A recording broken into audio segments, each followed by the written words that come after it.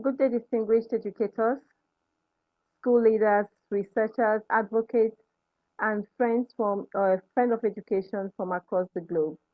On behalf of a Walkthrough Education, I warmly welcome you to another edition of a Walkthrough Education Global Intellectual Exchange for the quarter 3 of 2026. My name is Dr. Gloria Ifeyiwa, the founder and CEO of a Walkthrough Education, and it is my honor and privilege to serve as your host today. Thank you for choosing to invest your time in a conversation that has the Excellent. power to Thank you. transform lives. Your presence here reflects your commitment to ensuring that education remains a force for hope, opportunity, and positive change. As a walkthrough education, we believe that education is most meaningful when it reaches every learner, embraces diversity, and creates opportunity for all. Today's gathering reminds us that when educators learn together, they are better equipped to lead, inspire, and transform the future. I encourage everyone to participate actively, share your thoughts respectfully, ask questions, and learn from one another. Together, let us create an atmosphere where ideas flourish and collaboration leads to lasting impact. Our theme for today, inclusive education, leaving no learner behind, supporting learners with diverse background and abilities. This theme invites us to reflect on an important question. Are our classrooms truly designed for every learner or only for those who fit traditional expectations? Inclusive education is more than placing learners with different needs in the same classroom. It's about creating learning environments where every child feels warmed, welcomed, respected, supported, and empowered to succeed. Every learner brings unique strengths, experiences, culture, languages, abilities, and dreams. Our responsibility as educators is not to expect learners to fit into our system. Rather, we must continually improve our systems so that they respond to the needs of every learner. Today, our distinguished speakers will share practical strategies, innovative ideas, and inspiring experiences that will help us build classrooms where diversity is celebrated, barriers are removed, and every learner has the opportunity to thrive. As we listen, let us challenge ourselves to think beyond inclusion as a policy and embrace it as a daily commitment reflected in our attitude, our teaching practices, and our leadership. Together, we can help shape schools where every learner belongs and every voice matters. Thank you once again for everyone joining us from different parts of the world. I hereby declare the session open for today. And I'm going to be welcoming our first speaker for today, Ambassador Nalam, as he speaks on an amazing topic. I'm trying to get his topic. Okay, sir, you can go ahead Thank you, with ma'am. the topic. Yes. Okay, he's going to be Thank you, speaking ma'am. on the topic Some education without inclusion policies that create lasting change. Over to you, sir. Thank you, ma'am. You're welcome. First of all, I am very thankful to our global CEO, Gloria, ma'am, and all the degrees on the screen. My topic is very useful and essential for today's education system. Uh, Equal access to education for all. So every child has the right to equality education. We remove barriers related to disability, gender, poverty, and also location. We provide free and equable learning opportunities. We promote enrollment, attendance, and also detention for all learners. For exclusive education policies, we implement policies that support inclusive classrooms. We ensure schools follow child-friendly and also non-discriminatory practices. We strengthen the laws that protect every learner's rights. Regularly review the improve education policies. So, in this connection, teacher is very important person. Teacher empowerment is also the most important thing. Train teachers in inclusive teaching strategies, promote continuous professional developments. In this connection, equip teachers with appropriate teaching learning materials, encourage involving innovation and also learners centered approachment, accessible learning environment we can develop, build barrier free and disability friendly schools, provide assistive technologies and also accessible learning resources. We ensure safe, healthy, and also welcoming classroom situations. We support flexible learning methods for desired methods. We collaborate and communicate all partnerships. We strengthen partnership between schools, parents, and also communities. We encourage shared responsibilities for students' success. We promote awareness about inclusive and also diversity. So similarly, we developed student-centered support systems. Similarly, we identify learners' needs at the early stage. We provide counseling, monitoring, and also academic support. In this connection, we conclude that inclusive policies create stronger schools and also stronger societies. Every learner deserves respect, opportunity, and also success. Listening changes begins with commitment, collaboration, and also action. It is my opinion, ma'am. Thank you for this giving opportunity. Thank you, one and all. Thank you very much, sir. That was an amazing presentation, and I love the way you ended your presentation by concluding that inclusive policies create stronger schools and also stronger societies. Thank you very much for that. Thank you. And I want to move over to Ambassador Yala Padmaja. Over to you, ma'am.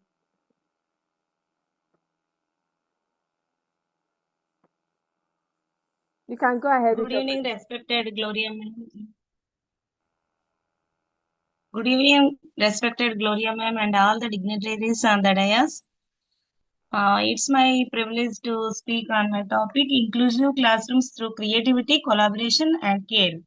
So, inclusive classrooms are learning spaces where every child feels welcomed, respected, and valued. Inclusion means accepting differences in ability, language, culture, gender, and background. So, every learner should have equal opportunities to participate and succeed. In inclusive classrooms, help students develop confidence, belonging, and mutual respect. Next, creativity allows teachers to present lessons in a different and engaging ways. Creative activities helps students with varied learning styles and understand concepts better. Uh, Art, storytelling, music, and games make learning enjoyable and accessible for all. Creative teaching removes barriers and encourages every child to express their talents. Next, role of collaboration among students. Collaboration teaches students to learn and work together as a team. So, group activities engage children to appreciate different strengths and perspectives. So, peer support helps struggling learners gain confidence and improve participation. So, collaborative learning promotes friendship, empathy, and shared responsibility. Next, care and compassion in the classroom. Care is the foundation of a truly inclusive learning environment. Students learn better when they feel emotionally safe and supported. Teachers should listen patiently and respond to individual needs with empathy. Teachers' role in building inclusion. Teachers should believe that every child is capable of learning. So they must adapt teaching methods to meet diverse learning needs. Positive engagement encouragement helps students overcome fear and self doubt. Teachers serve as role models by demonstrating fairness and respect. Next, family and community partnership. Parents are valuable partners in creating inclusive classrooms. Regular communication strengthens understanding between school and home. In conclusion, inclusive is not merely a policy, it's a commitment to human dignity. Creativity, collaboration, and care are the pillars of inclusive classrooms. Thank you, ma'am. Thank you for giving me this wonderful opportunity and listen to me. Thank you so much, ma'am. Thank you very much, Ambassador Yala. Thank you very much. Indeed, students learn better when they feel emotionally safe and supported. I love that aspect of your presentation. And like you said, teachers should listen patiently and respond to individual needs with empathy. Empathy. Thank you very much for that. Thank you. We appreciate you. Thank you, ma'am. God bless. And I'm going to be moving over to the next speaker for today, Dr. Radhega Ramasamy, who is going to be speaking on differentiated instruction, one classroom, many paths to success. Over to you.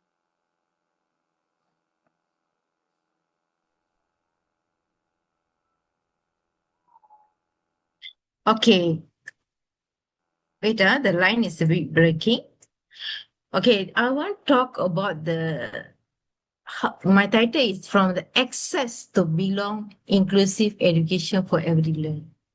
Okay, we are talking about that from access to belonging, inclusive education for every learner.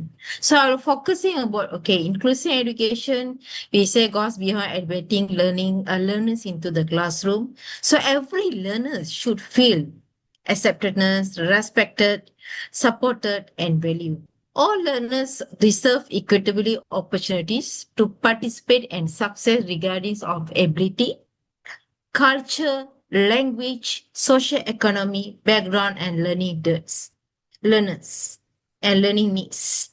Second part, we are focusing about understanding of learner diversities.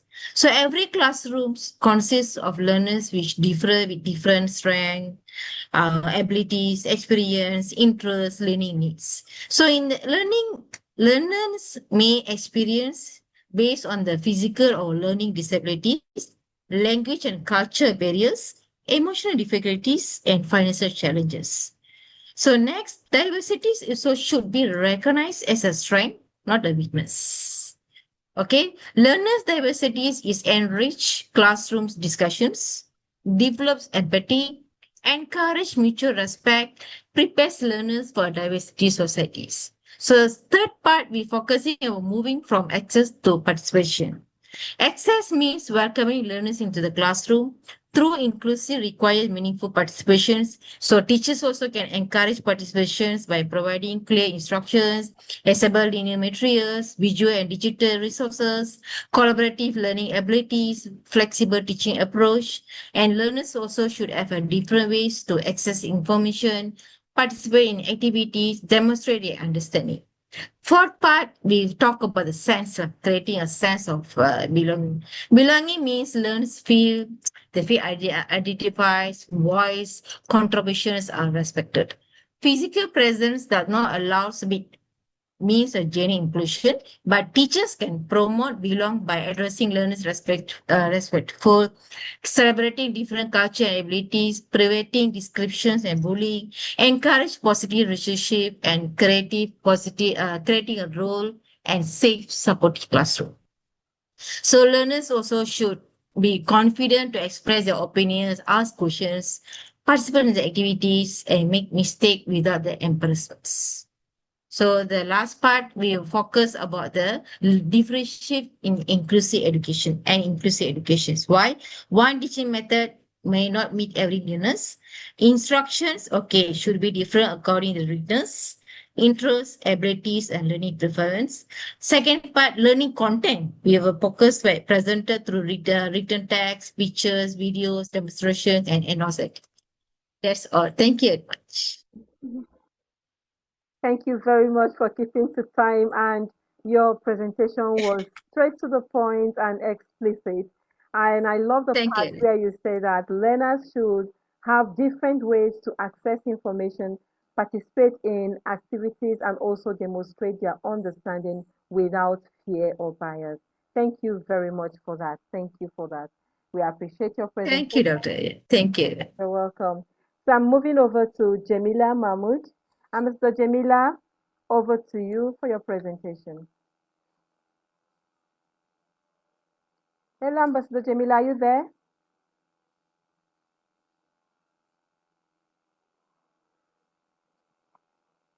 Okay, yes, you can unmute yourself and speak.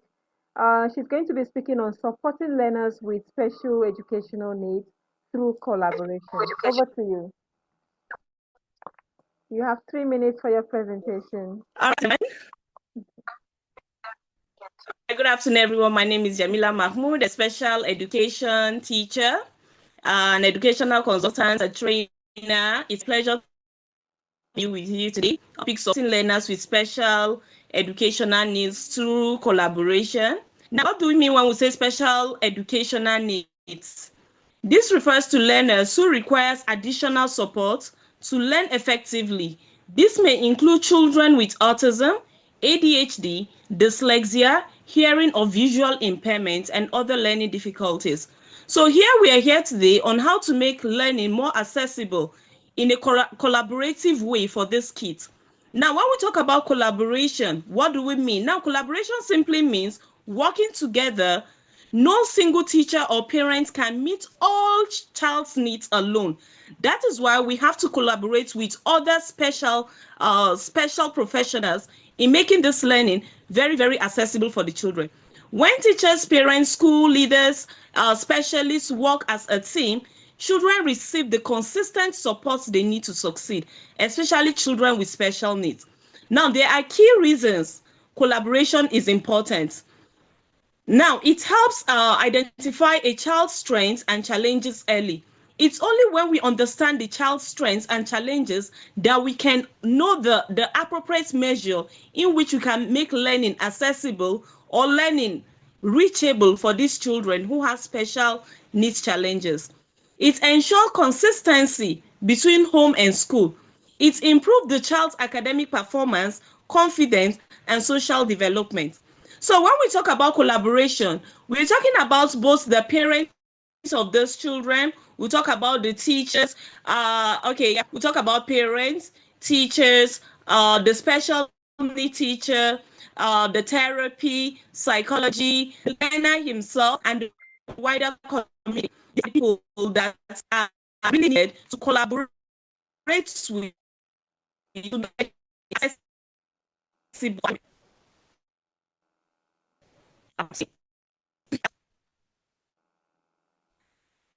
Hello? Yeah, I can hear you. You were breaking, so I couldn't hear. I couldn't. I wasn't. Oh, Yeah. okay. Are we together now? Yes, yes, we are together. Okay, so I was talking about those people who are needed to make this learning accessible, the right people, the professionals who are supposed to be collaborated with. And I made mention of, can you remember I talked about the teacher, the parents, the therapy, then a special educational teacher is important in making, in collaborating with to make learning accessible for these children. Now, it is important, at first, I said it is important to understand the child's strengths. Now, it ensures consistency between home and the school. Remember, I'm talking about the key reasons why we have to collaborate. It ensures consistency between the home and the school. The home should understand where the child is, as in academically and other aspects. That means the home and the school should work hand in hand in the progress, the academic progress of this child. It improves the child academic performance, confidence, and social development. For instance, like as a special need teacher, I hope I'm with you. Am I with you, ma'am? Yes, you are with us, but your time is up. You can just conclude. I'm giving you 5 seconds to conclude. Just finish it. Okay. No it says collaboration, patience, and understanding I hope today's section will leave us with a kind of practical idea we can all apply in our schools and community.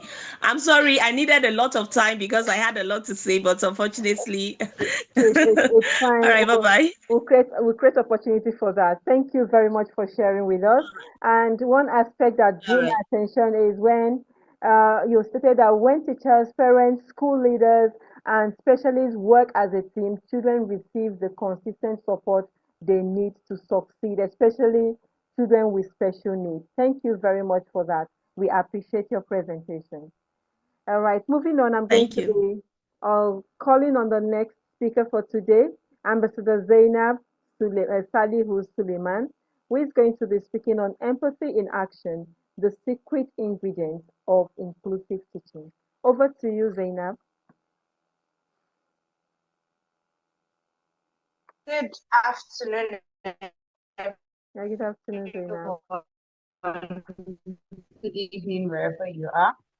Um,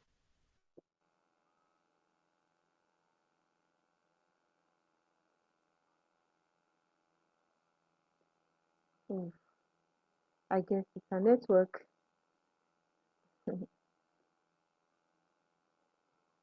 Hello, Ambassador Zainab. I don't know if it's coming from me. I can't hear anything. Okay, I think that is her network. So while she tries to sort out herself, I'm going to be inviting Dr. so, while the Lord teaches us about justice and hope, in both professions, can you? Okay, I can hear you now. I can hear you now. You can go ahead.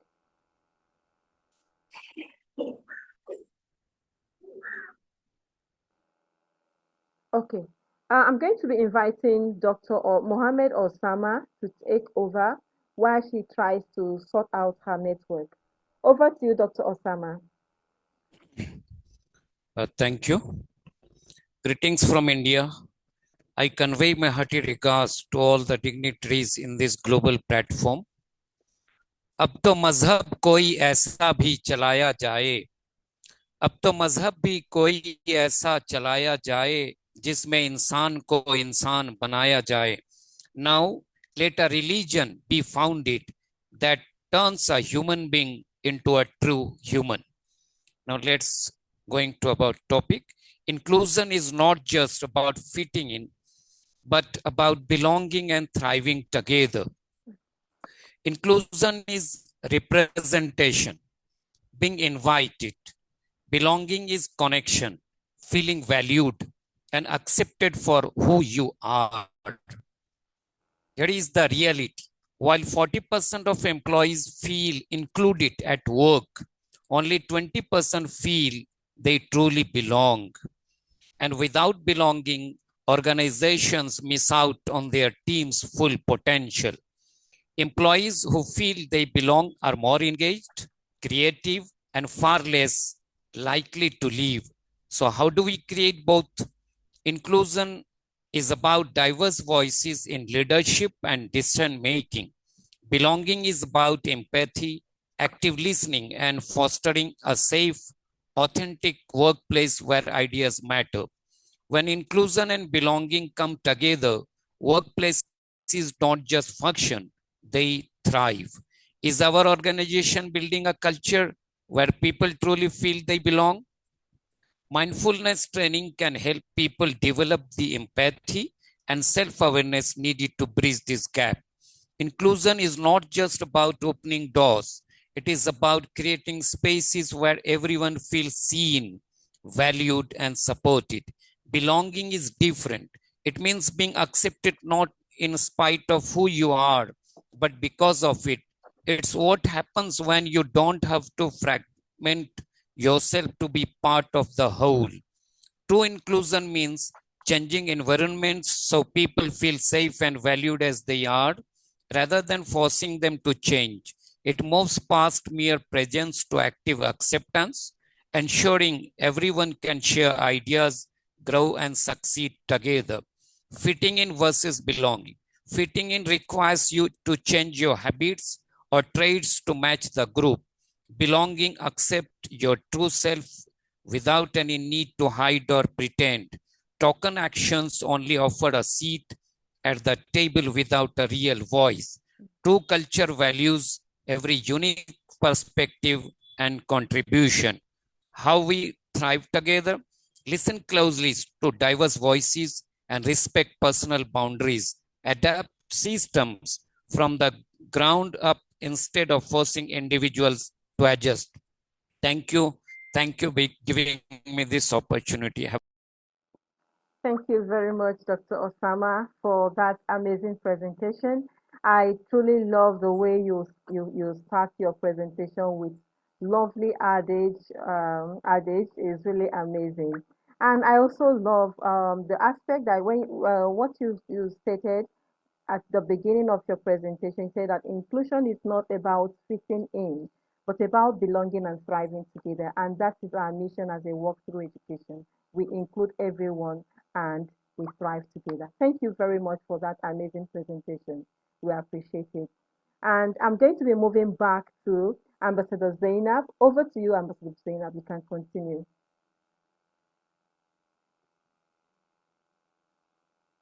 You are muted.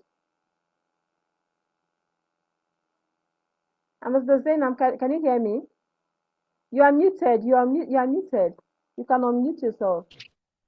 Okay, sorry, so sorry. It's fine. Good evening, everyone. Once again, so sorry, my network is epileptic this evening. It's very understandable. Speaking on inclusion, inclusion is not about fitting in, but about belonging and thriving together.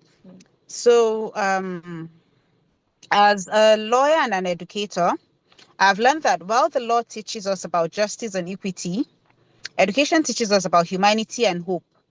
Both professions share one common goal, ensuring that no one is left behind.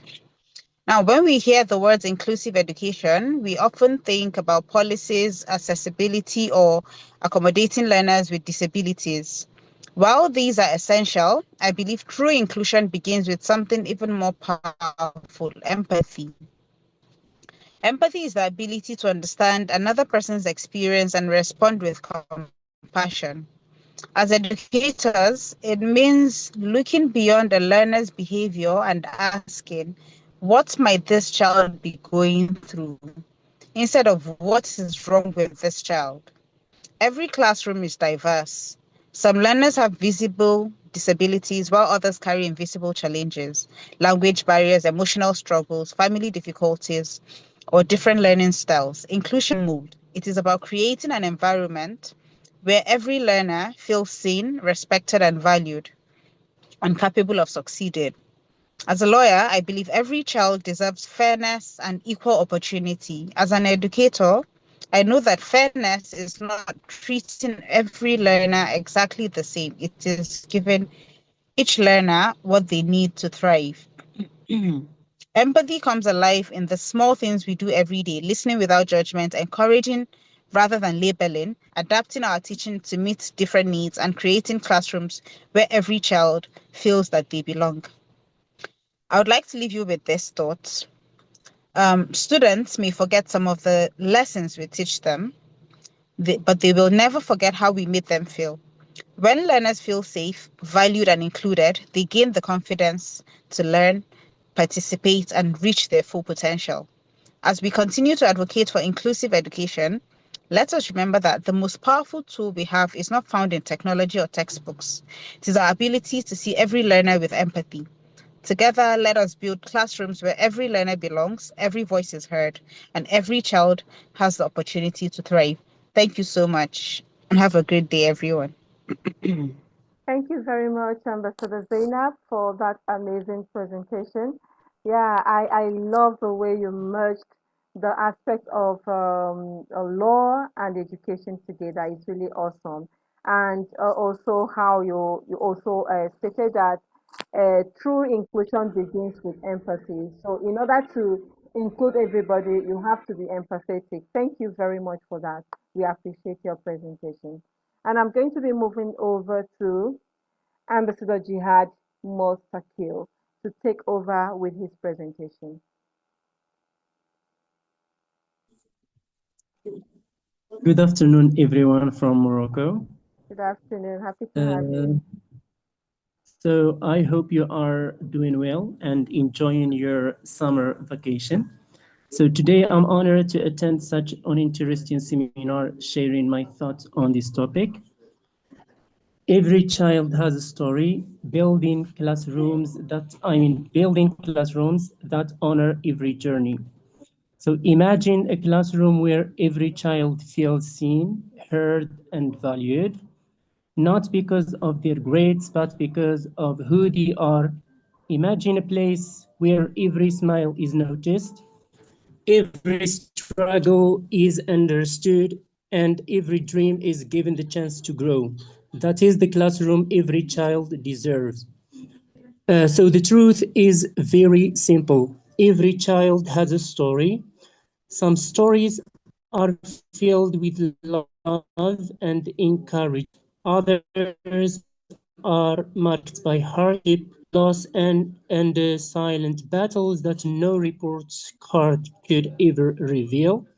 Yet, every morning, our students walk through our classroom doors, carrying invisible backpacks filled with hopes, fears, challenges, and dreams. As teachers, we may never read every page of this story, but we have the privilege of helping write the next chapter. Education is far more than delivering lessons or preparing students for examinations. It's about touching hearts, building confidence, and changing lives. Sometimes the greatest lesson we teach is not found in a textbook. It is taught through a smile that says, I believe in you. A kind word that restores hope, or listening ear that reminds a child you matter. So when we build classrooms that honor every journey, we create spaces for differences. Where differences are tolerated, celebrated, where mistakes become stepping stones to success, and where every learner, regardless of their background or ability, has the courage to shine. In such classrooms, diversity becomes our greatest strength, and compassion becomes our most powerful teaching strategy. Years from now, our students may forget the grammar rule we explained or the formula we taught, but they will never forget how we made them feel. They will remember the teacher who believed in them when they doubted themselves, who saw potential where others saw failure, and who reminded them that their voices are deserved to be heard. So let's be more than teachers. Let's be encouragers, mentors, and builders of hope. Let's create classrooms where every child is welcomed, every journey is respected, and every story is celebrated. Because when we believe in a child, we do more than change a classroom, we change a life. Thank you very much for giving me this opportunity. Thank you very much, Ihaj, for that amazing presentation. Yes, indeed. Let's be encouraged. Let's be encouragers, mentors, and builders of hope. Let's create classrooms where every child is welcomed.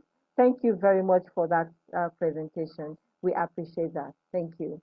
And moving on, I'm going to be welcoming our next speaker for today, Dr. Alex Fernandez, as he speaks on his topic. Over to you, Dr. Alex.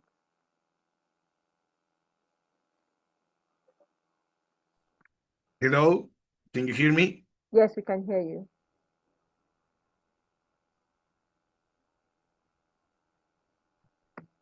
Okay. Good evening, distinguished educators from all over the world. It's an honor to be in part of you in this night where you are. In my case, it's morning. Okay. So I would like to begin with a simple truth. Every learning is different. That is exactly what makes education beautiful.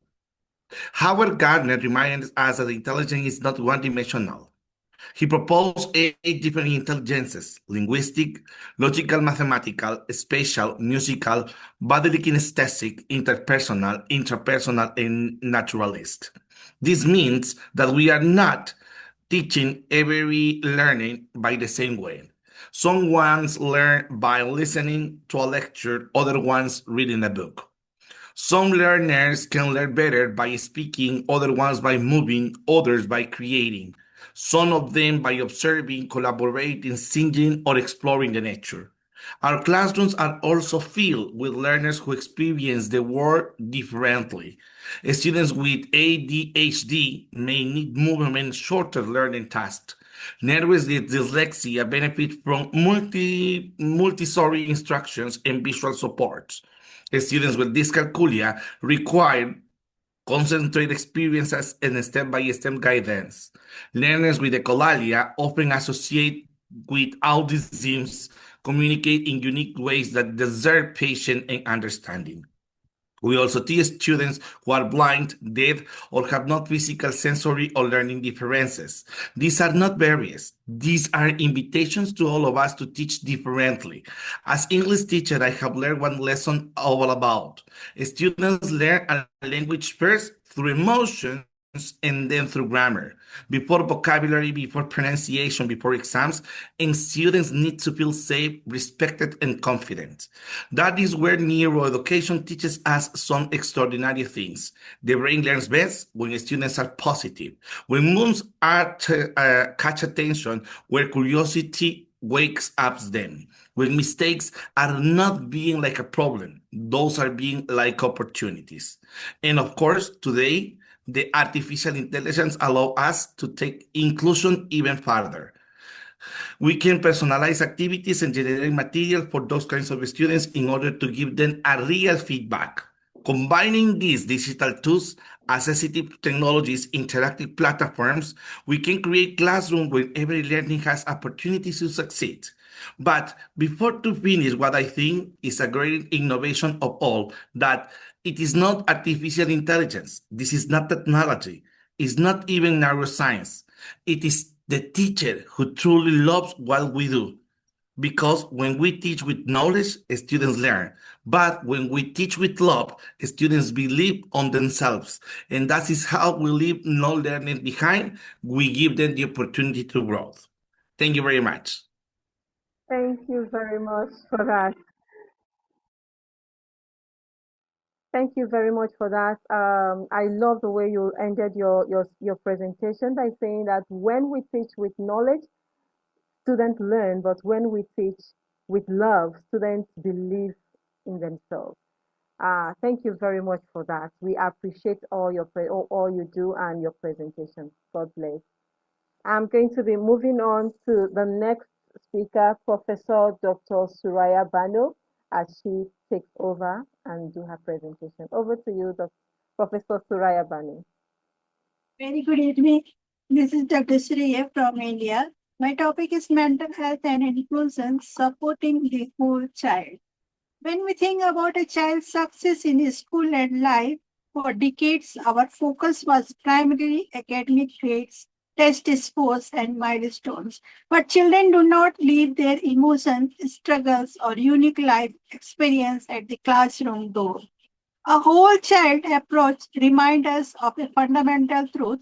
A child's emotional and social well-being is completely inseparable for their ability to learn and thrive. Supporting the whole child means seamlessly weaving mental health support and inclusive practices into every environment where children grow. Core pillars are belonging and prevention. So, how do we turn this vision into reality?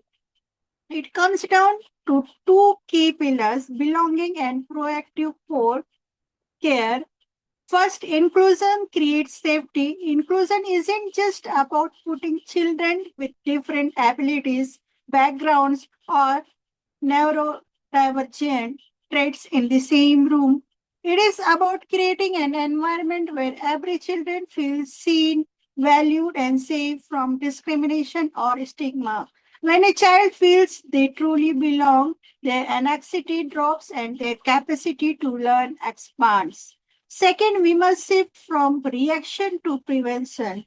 Instead of waiting for a mental health crisis to occur, we need multi-tier support system. Number one, universal support, teaching emotional regulation, mindfulness, and coping strategies to all children as standard life skills. Number second, targeted support, providing early small group guidance for those showing signs of stress or difficulty. Number third is specialized care, connecting children in deep distress with professional support quickly and without judgment. The ecosystem, supporting adults and partnering. We also cannot support the whole child in isolation. We must support the ecosystem around them. Children mirror the adults in their lives.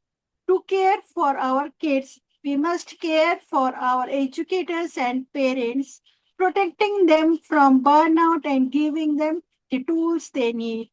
Furthermore, bridging the gap between home, school, and pediatric healthcare ensures no child falls through cracks. Now I conclude a lifelong investment. Investing in a child's mental health and inclusion isn't just a compassionate choice, it is an investment in our collective future. Studies show that every dollar invested in your youth mental health pays off multifold by creating healthier, more resilient adults. When we protect a child's mental well being and build a culture of true inclusion, we don't just help them pass a class, we actively transform their entire life trajectory. Thank you, ma'am. Thank you very much, Professor Suraya Banu. We appreciate your presentation. Thank you for that. Indeed, investing in a child's mental health and inclusion isn't just a choice, it's an investment in our collective future. Thank you very much for that. We appreciate you. Thank you. And I'm going to be moving over to Dr. Aklimia Fatima Fahad. Over to you. Thank you very much. Dr. Gloria, with all due respect, I like to request you that you may call me after half an hour because I restarted my journey and it's very dark on this highway, so I don't want to take risk. Would you please be generous enough? Oh, okay, okay. In half an hour, I'll be reaching at some public destination. Thank All you. right, it's fine. It's Thank you. fine. I appreciate it. Okay. Thank you. So I'm going to be calling the next speaker. I'm going to be welcoming Dr. Rita to take over the virtual floor. Over to you. Thank you. Well, good morning, good afternoon, good evening. Greetings from Mexico. Thank you very much. As always, it is an honor to be here with you and speak about education.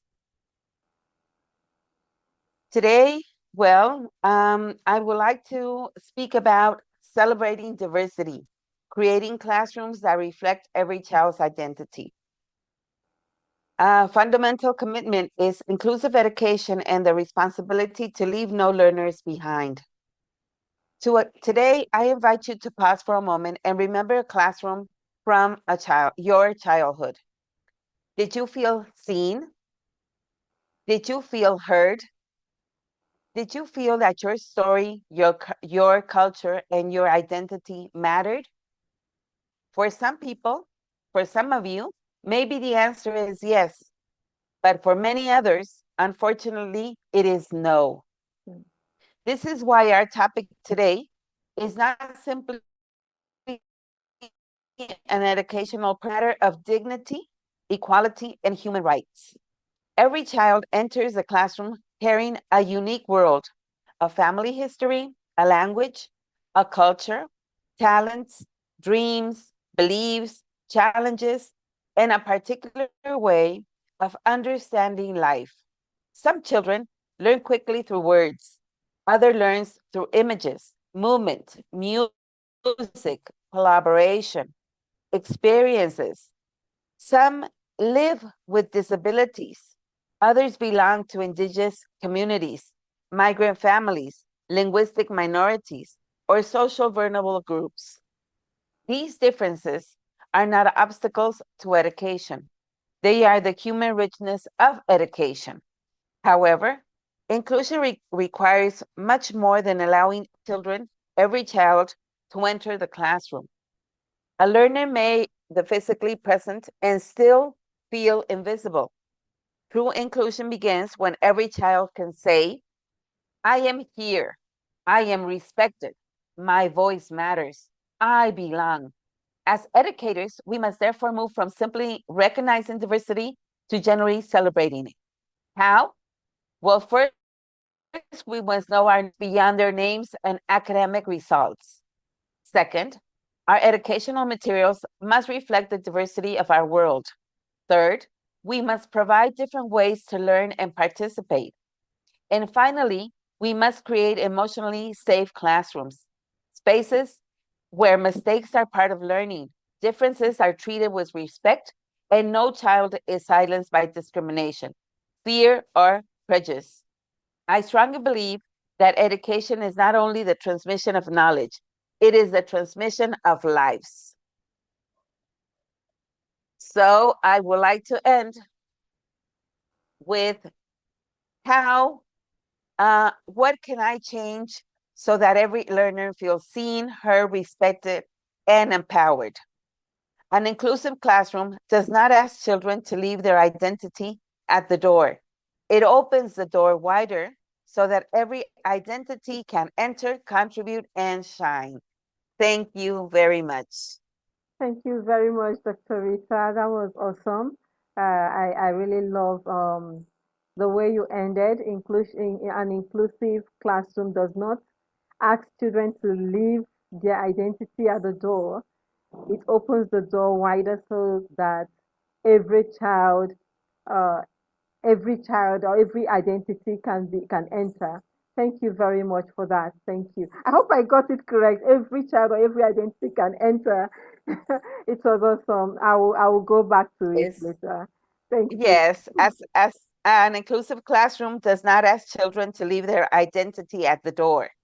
It Yeah. opens the door wider so that every identity can enter, contribute, and shine. Awesome. Awesome. Thank you very much. We appreciate. Thank you. All right. So I'm going to be moving back to okay. I'm going to be moving on to Dr. Nahid Raza as he takes over. Over to you, Dr. Nahid.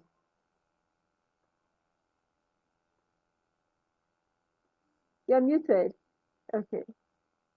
My sincere gratitude to our leader Gloria ma'am and all the speakers who have been speaking wonderfully well. I sincerely appreciate their efforts and sincere salutation to Gloria ma'am for putting up these talk shows which are helpful for our education leadership. Today, I have a topic given to me by this outstanding platform, Teaching with Compassion, the heart of inclusive education. I stand before you today convinced that education is not merely a transaction of facts, dates, and formulas. Education is a moral act, a covenant between teacher and a student, between one human heart and another.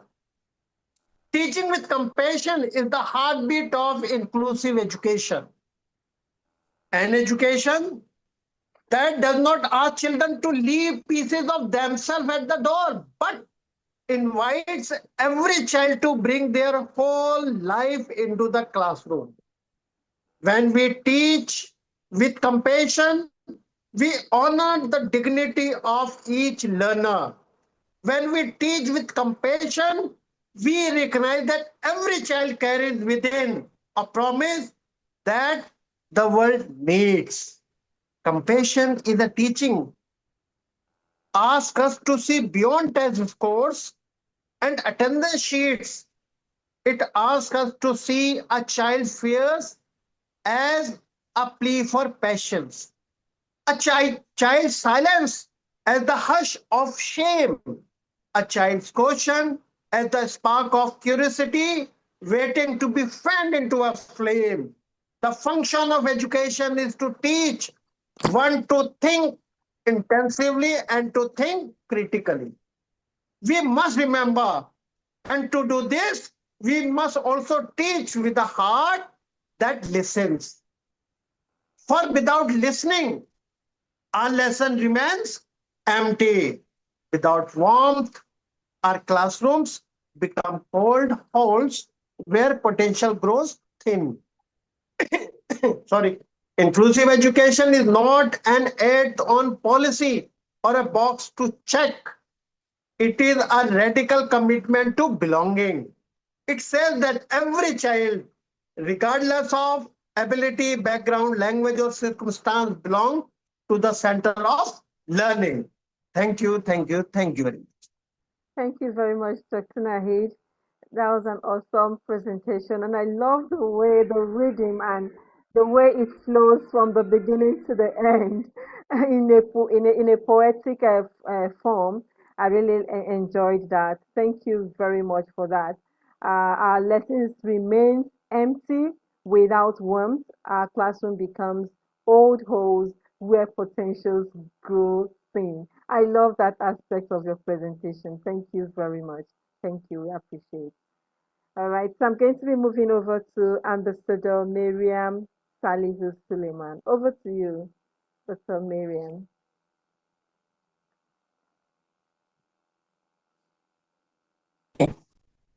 Good evening, everyone. Good evening. Uh, it's an honor to speak on the topic, the inclusive teacher, transforming challenges into opportunities. We always quote Nelson Mandela. He said, education is the most powerful weapon which you can use to change the world. But education can only change the world when it reaches every learner. Inclusive education is not just about placing all children in the same classroom. It is about ensuring that every learner, regardless of ability, background, knowledge, culture, or learning need, feels valued, supported, and empowered to succeed. As educators, we must shift our mindset. Instead of asking, why can't this learner keep up? We should ask, what can I do differently to help this learner succeed? That simple change transforms barriers into opportunities. An inclusive teacher understands that learners are unique. Some learn by seeing, some learn by doing, while others by listening. Some may need additional support, while others need greater challenges. Our role is not to teach every child the same way, but to ensure that every child has the opportunity to learn. Inclusion means creating classrooms where every voice matters. A child who feels accepted is more likely to participate, more likely to ask questions, and develop confidence. Sometimes the greatest support we can offer is simply making a learner feel that they belong. Technology has become has become a very powerful ally in inclusive education. Digital tools, assertive technologies, and AI can help personalize learning, remove barriers, and make education more accessible for everybody. However, the most powerful tool will always be a teacher who believes in every learner's potential. I would like to leave us all with this thought.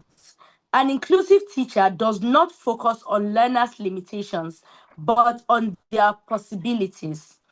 When we choose empathy over judgment, flexibility over rigidity, and opportunity over obstacles, we create classrooms where every learner can thrive. Together, we should build schools where no learner is left behind, where every voice is heard, and schools where every child has the opportunity to succeed. Thank you. Thank you very much, Ambassador Miriam, for that amazing presentation. Indeed, an inclusive teacher does not focus on learners' limitations, but on their possibilities, their abilities, and try to bring it out. Possibilities, Yeah. yes. Thank you very much, Dr. Miriam. We appreciate your presentation. Thank you. And moving on, I'm going to be welcoming Dr. Vinita Prakash as she takes over the floor. Dr. Vinita, over to you. Okay, thank you, ma'am. Thank you very much. Good evening, respected dignitaries, esteemed educators, and dear friends. My topic is inclusive assessment, giving every learner a fair chance to shine. First of all, I would like to give an example.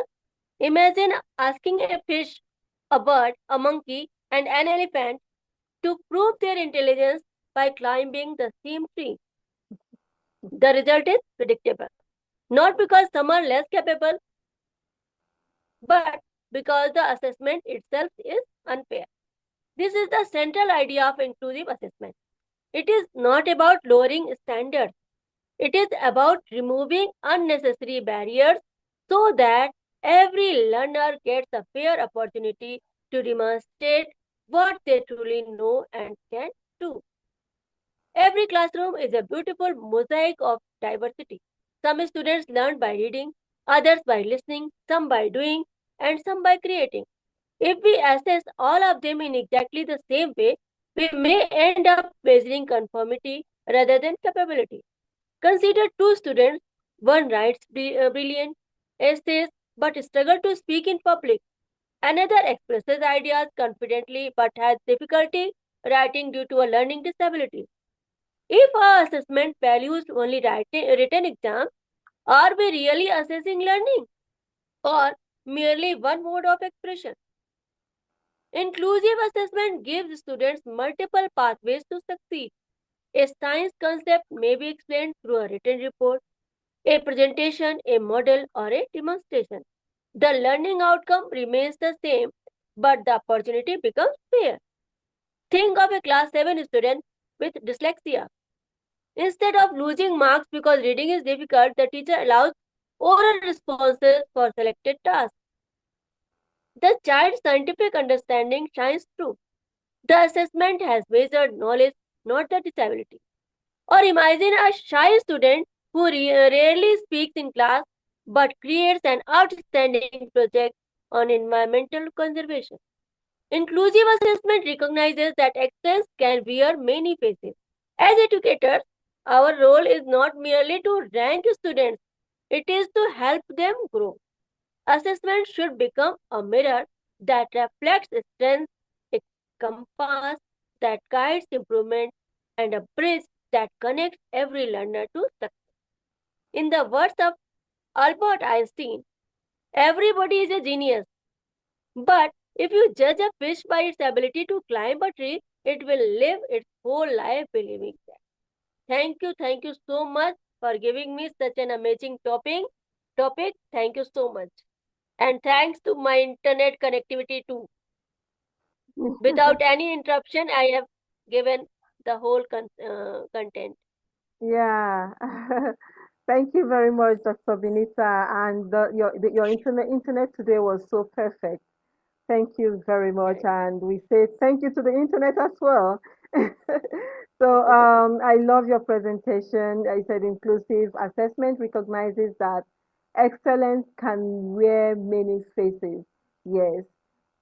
As educators, our role is not merely to rank students, but it's to help them grow. It's really that is really the main mission of an educator. Thank you very much for that true reminder. We appreciate. Thank you. All right, so I'm going to move over to our next speaker. Okay, and Mr. Aklimia is ready. All right, the virtual floor is yours, Dr. Aklimia. Thank you very much. You're welcome. Thank you very much. Thank you very much. You've been very kind.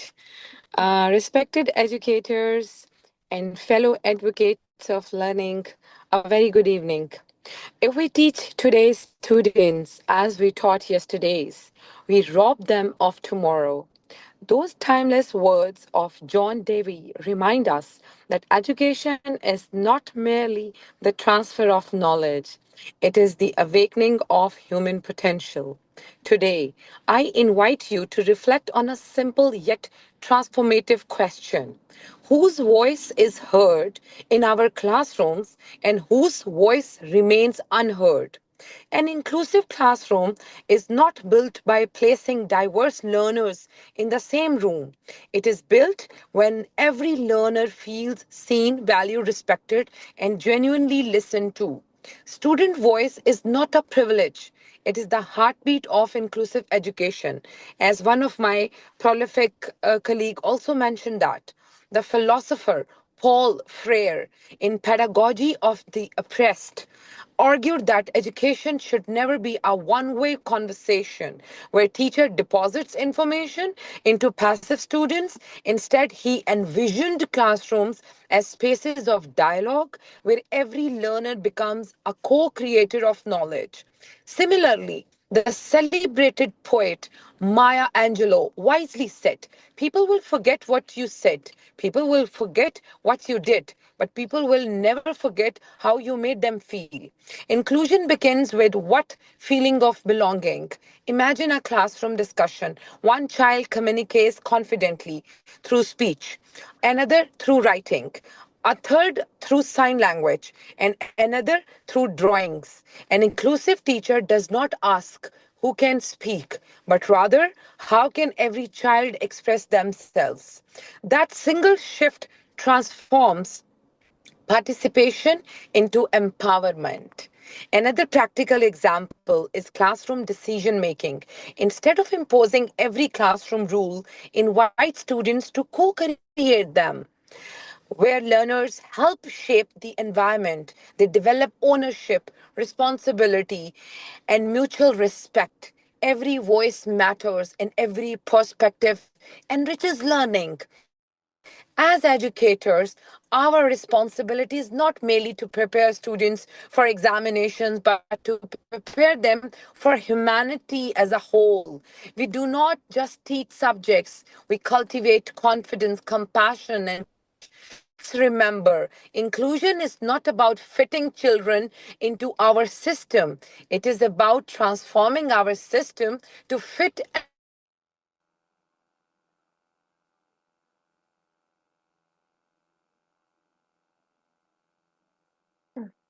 Okay, I think it's a network.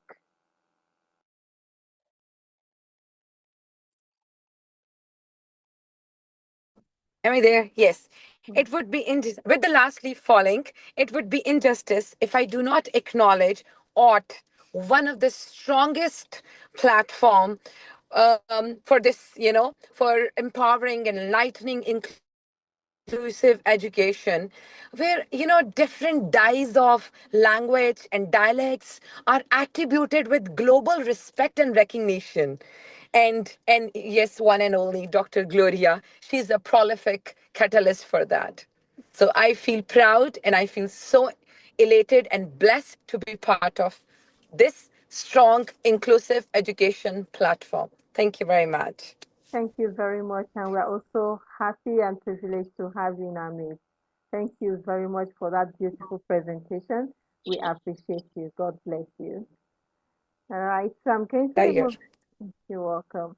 So I'm going to be moving over to Dr. Jasmine Kwach Tinai. Over to you.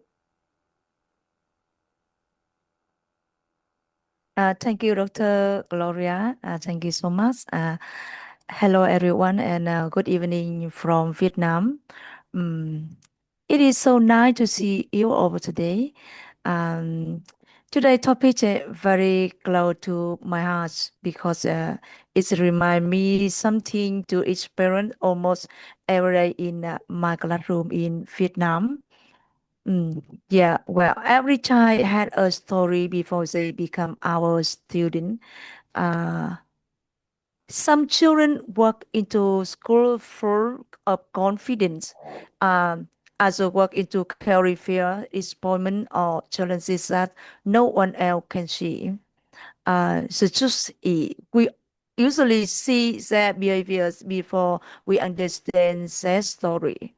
And as teachers, it is easy to notice who finish first, who talk too much, who never speak, who stranglers. But over the year, I have learned that behavior is often only surface. And behind every behavior, there is always a reason. I remember a student who almost never answered my question. At first, I told the child, less confidence and less. I discovered that the student were afraid of making mistakes because every mistake has always been criticized. That experience changed me. Um, it reminded me that before asking, why isn't this child learning? Perhaps I should first ask, why might this child be carried today? Uh, from that day, I became less interested in singing behavior and more interested in understanding children because inclusive education does not begin with teaching strategy. It begins with a teacher mindset. It begins when we choose to see the child before we see performance, and to listen before we label, and to understand before we decide. In my classroom, I have seen something remarkable when students feel respected. They become more willing to participate. When they feel safe, they become more willing to make mistakes. And when they know they belong, they begin to believe in themselves.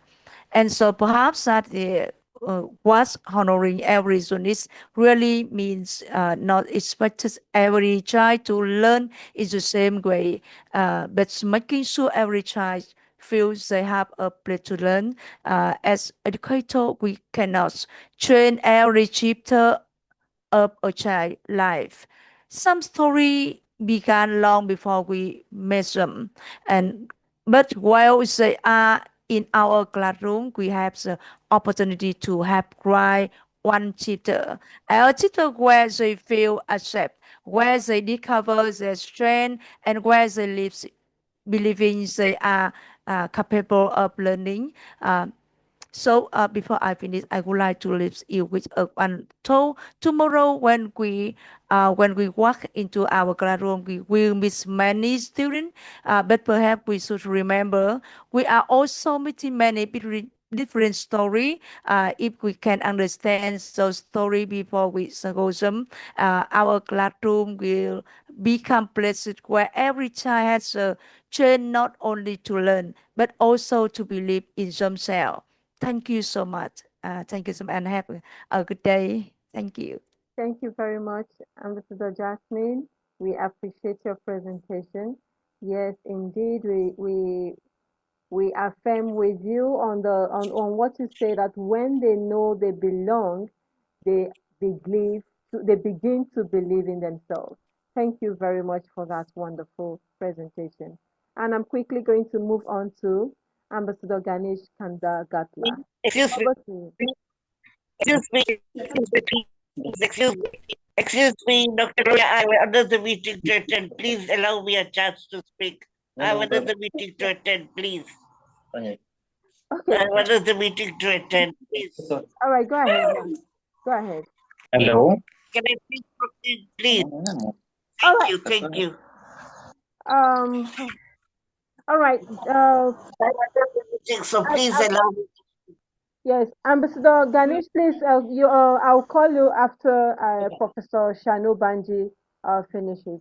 Professor Shanu, over to you. You can go ahead. Thank you, madam. Thank you. Greetings to all of you. I hope I'm audible. Global best practices for inclusive education indicate that systems must move beyond merely providing classroom access to ensuring full student participation, progress, and achievement. Organizations like UNESCO and Teach for All emphasize that inclusion is a comprehensive ecosystem rather than a checklist. What involves in global best practices? 1. Systemic Universal Design for Learning, UDL. It includes flexible environments, designing curricula, materials, and digital tools to meet diverse learner needs from the beginning rather than retrofitting accommodations. It involves varied expressions, providing learners with multiple ways to interact with material, demonstrate knowledge, and stay motivated. It involves accessible infrastructure, deploying inclusive technologies such as accessible digital textbooks and assistive software. In Portugal, for an example, rather than separating students with disabilities into distinct physical spaces, classrooms utilize a flexible three-tiered framework that scales up depending on real-time academic or emotional needs. Secondly, embedded and specialized teaching training. It includes continuous pedagogy, integrating high quality, practical inclusive training directly into initial teacher certification and continuous professional development. It also includes diverse representation, actively recruiting and supporting teachers with disabilities to enrich the learning environment and serve as role models. It also includes resource optimization, training educators to leverage differentiated instruction combined with targeted socio-emotional learning SEL strategies. Thirdly, cross-sectoral and community governance. Integrated care linking education policy directly with health, labor, social protection. It also includes localized accountability and family engagement.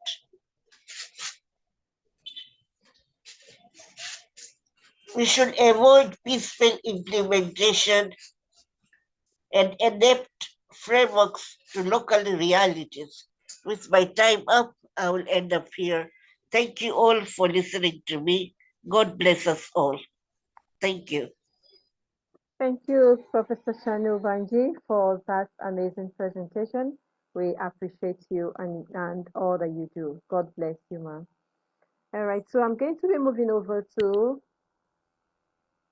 Ambassador Ganesh. Over to you, Ambassador Ganesh.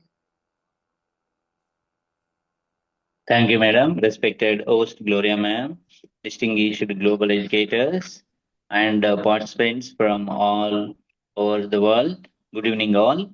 It is a great honor to join this global intellectual exchange as a global educator, advocate from India. I sincerely thank a Walkthrough Education for providing this wonderful platform to discuss one of the most important topics in education, inclusive education, leaving no learner behind. Education is not just about opening the doors of a school, it is about opening hearts, minds, and opportunities.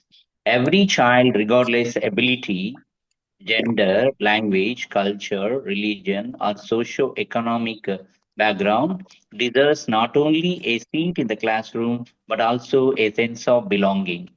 True inclusion begins when every learner feels valued, respected, and empowered to participate. As educators, our responsibility goes beyond teaching lessons. We must create classrooms where diversity is celebrated, differences are respected, and every student's voice is heard. Inclusive education is not about expecting children to fit into the system. Instead, it is about transforming the system to meet the needs of every learner.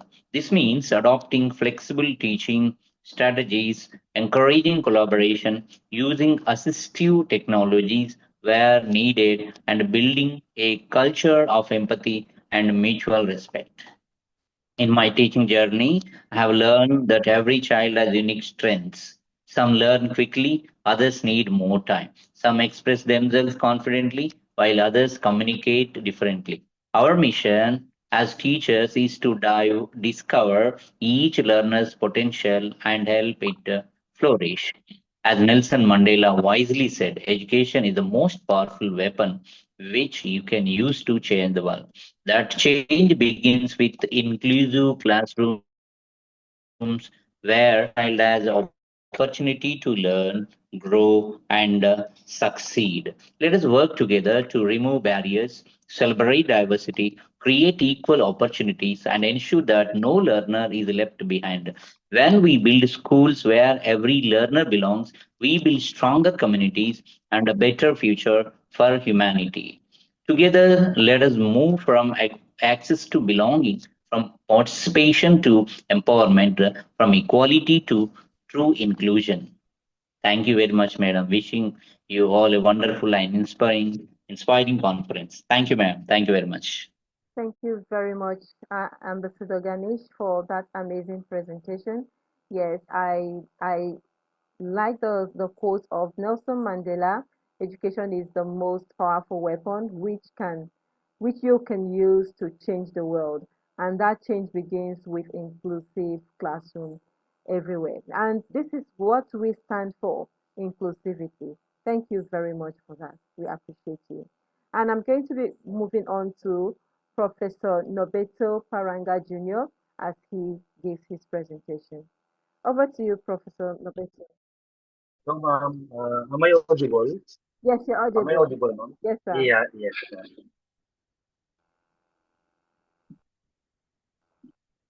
Okay, distinguished guests, esteemed educators, academic leaders, and participants joining us from around the world. A pleasant day to everyone. It is an honor to speak on the theme Educational Leadership for Equity and Excellence, Leaving No Learner Behind. Education is more than the transfer of knowledge. It is about creating opportunities, nurturing potential, and empowering individuals to become responsible and productive members of society. Through educational leadership recognizes that every learner matters and deserves the opportunity to succeed. More importantly, as educators and learners, we must bring hope to our students. Hope that their circumstances do not define their future. Hope that education can open doors to opportunity, and hope that their dreams are achievable through perseverance and learning. Equity and excellence go hand in hand. Uh, it ensures that learners receive the support they need, while excellence challenges them to achieve their highest potential. Together, they create educational systems where every student can thrive. This commitment is reflected in the work of the League of Academic Professionals and Interdisciplinary Society. Through educational initiatives, community outreach programs, and advocacy efforts, LAPIS has reached thousands of uh, beneficiaries. We also support students with disabilities by providing educational assistance and resources that help them participate more effectively in their studies. These efforts demonstrate our belief that quality education should be accessible to all, regardless of background, circumstances, or ability. At the heart of our organization, we have this framework: the head, heart, and hands. The head represents knowledge, critical thinking, and academic excellence, while heart symbolizes compassion, integrity, and ethical leadership. Hands reflect service, action, and community engagement. Together, these pillars remind us that education is not only about developing intelligent minds, but also nurturing compassionate hearts and empowering people to make difference in society. As educational leaders, we must continue to create learning environments where diversity is respected, inclusion is a practice, and excellence is attainable to all. Our success should not be measured by only by academic and academic achievements, but by the lives we transform to education and the hope we inspire in every learner. Let us embrace the spirit of the three H framework: the head, the heart, the hands. Let us live with wisdom, serve with compassion, and act with purpose. Because when leadership embraces both equity, and excellence, education becomes a powerful force for social reform or transformation, ensuring that no learner is left behind, that every student is given opportunity to learn, grow, and succeed. Thank you again, ma'am. Thank you everyone for listening and for giving me opportunity. Thank you very much, Prof. We appreciate your presentation, and I mostly appreciate the area where you talked about the 3H framework, the head, the heart, and the hand. And I know that most of us have not heard something like that before. That the head represents knowledge, critical thinking, and academic excellence, while heart symbolizes compassion, integrity, and ethical leadership. Thank you very much for that. We appreciate. God bless you.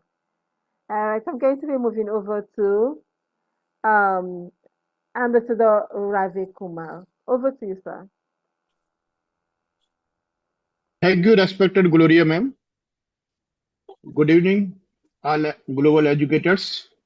Today, I would like to speak about my topic partnership that matters families, schools, and communities working together. It is a very, very most important topic. A child's success does not depend only on the school, it depends on the strong partnership between the families, schools, and community. When these work together, children feel safe, confident, and motivated to learn.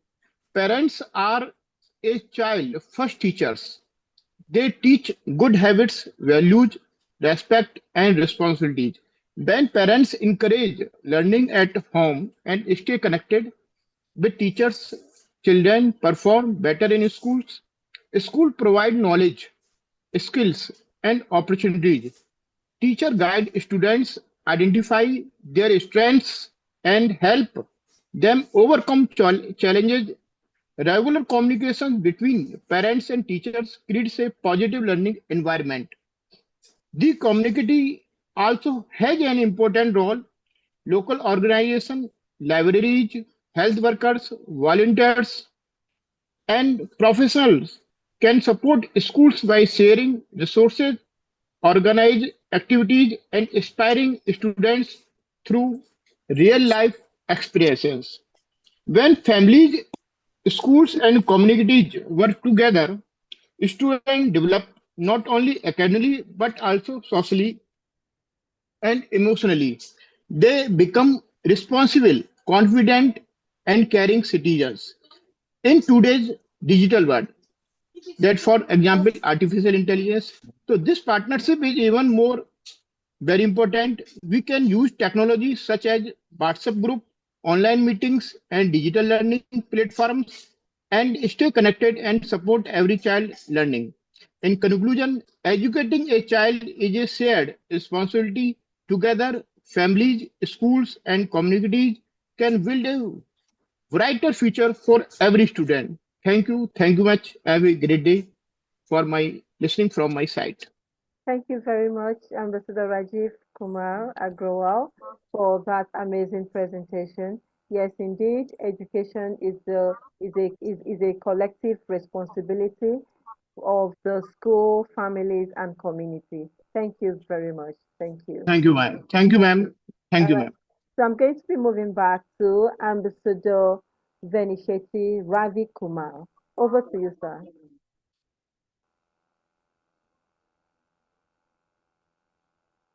Good morning, good afternoon, good evening, madam. I grateful to you and those eminent educationists and well educators.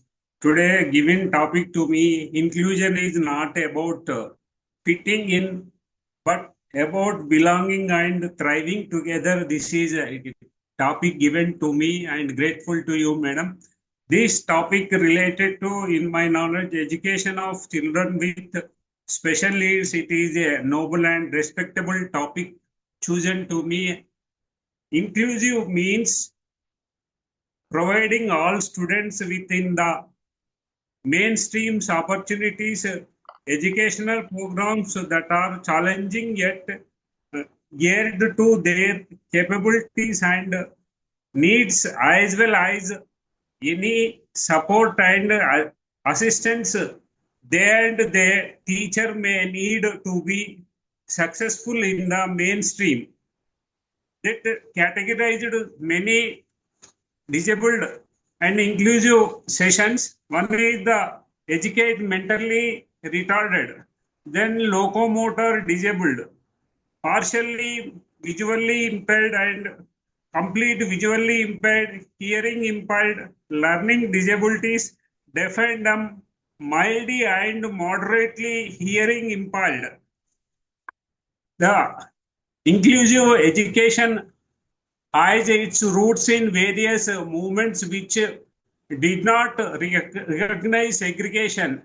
Its basis is recognition of equal rights for equation, all educational opportunities for all children. Inclusive education refers to education of disabled children in common with their in general schools with pro- provisions with extra help.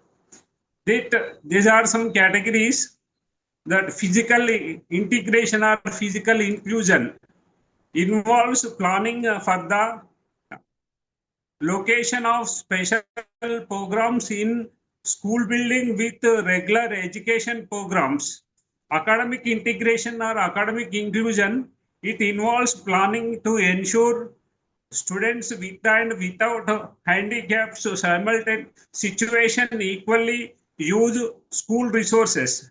Social integration, it involves planning for regular personal interaction between students with have handicaps and those who do not have. Thank you very much. One thing I have to say last word. I am also thriving together with AWTE provisions. Thanks a lot, madam.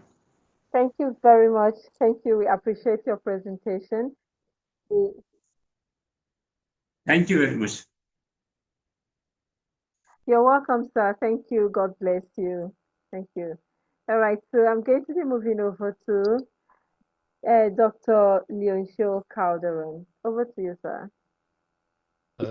Good morning, Dr. Gloria, Dr. Rania, and our distinguished speakers from around the world. It's a privilege to join all of you in discussing a topic that is close to my heart: future of inclusive education, challenges, and opportunities and innovation. In my school at St. Mark Integrated School, we believe that every child is capable, competent, and unique. That is our slogan. This is more than our slogan. It is the foundation of how we educate every learner. And inclusion to us is not simply opening the classroom doors. It is ensuring that every child has the opportunity to learn, participate, and succeed according to their strengths and needs. Like many schools around the world, we face challenges. Every learner comes with different abilities, backgrounds, learning styles, interests, and circumstances. Some thrive in face-to-face classrooms, while others learn best through flexible learning environments. As educators, we must be ready to adapt while maintaining high expectations for every child. These challenges, however, create opportunities. Uh, in our school, we integrate technology through digital learning platforms, online classrooms, and interactive resources, not to replace teachers, but to help us provide more personalized and meaningful learning experiences. Innovation is not only about technology, it is also about changing the way we think. It means recognizing that success is not achieved by treating every learner exactly the same. Instead, success comes from giving each learner the support they need to reach the same high standards. That requires collaboration among teachers, parents, and the community. Our vision is to develop learners who are lifelong learners, disciplined and holistically developed. We achieve this by combining academic excellence with compassion and integrity while creating a safe and nurturing environment where every learner feels valued and respected. As we look forward to the future, let us remember that inclusive education is not the responsibility of one teacher alone or even one school. It is a shared commitment to build learning communities where differences are embraced. Barriers are removed, and every child is given the opportunity to shine. Because when we believe that every child is capable, competent, and unique, we prepare future citizens who will make their communities, their countries, and our world a better place. I am Dr. Noli Calderon from the Philippines. Mabuhay. Mabuhay, sir. Thank you very much for that amazing presentation. And I love that, Mabuhay. What does that mean? Sorry to. Mabuhay has many nuances, but mabuhay is congratulations. And Oh, another one is a type of energizer. We're alive. oh, So when you're so there's a joke that has been for decades when I was small. oh, So there were four people on the boat, an Englishman, an American, and a Japanese, and of course the Filipinos. So the British said, "Long live the Queen," and he jumped off the raft into the churning water. So the still left. Then America the beautiful, he jumped off the rest. Then the Filipinos said, "Mabuhay ang Pilipinas." Mabuhay. So he pushed the Japanese out from the boat. So he's the one left alive in the boat. So it's just a joke. So when you say mabuhay, it means be alive, survive. yeah. Yeah, be alive or survive. So you push other out to survive. Yeah. But that's only a joke. Yeah, it's okay, it's fine. My boy. We've just had a little comic relief, and thank you very much for that. And I love the way, I love the aspect where you say that inclusive education is not the responsibility of one teacher alone. It is the responsibility of the whole community, both from home, community, and school. Thank you very much, and God bless you, sir, for always speaking Thank you. with us. All right, so I'm going to be welcoming our next speaker, Dr. Shauja Vasudeva, to take over the floor. Please, Dr. Rania, let's give her the chance. She has a small baby. Over to. Thank you. Thank you so much, my lovely sister, Dr. Gloria. Uh, Respected Gloria ma'am, Rania ma'am, and every fellow educator, good evening to everyone. It is an honor to speak on the theme leaving no learner behind in the digital age. Today, technology is transforming education at an unprecedented pace. Digital classrooms, artificial intelligence, online learning platforms, and virtual laboratories have made knowledge more accessible than ever before.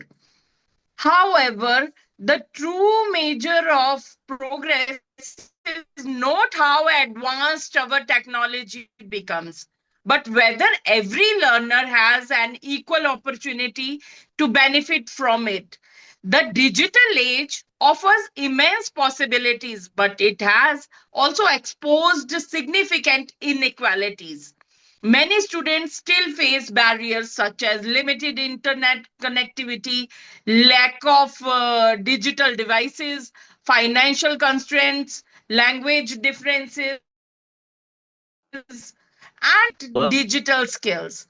Learners will disabilities often require accessible technologies and inclusive learning sources. If these challenges remain unaddressed, the digital revolutionary may widen educational inequalities instead of reducing them. As educator, our responsibility extend beyond teaching subjects. We must ensure that technology becomes a bridge, not a barrier. This means creating inclusive digital classrooms, adaptive learning,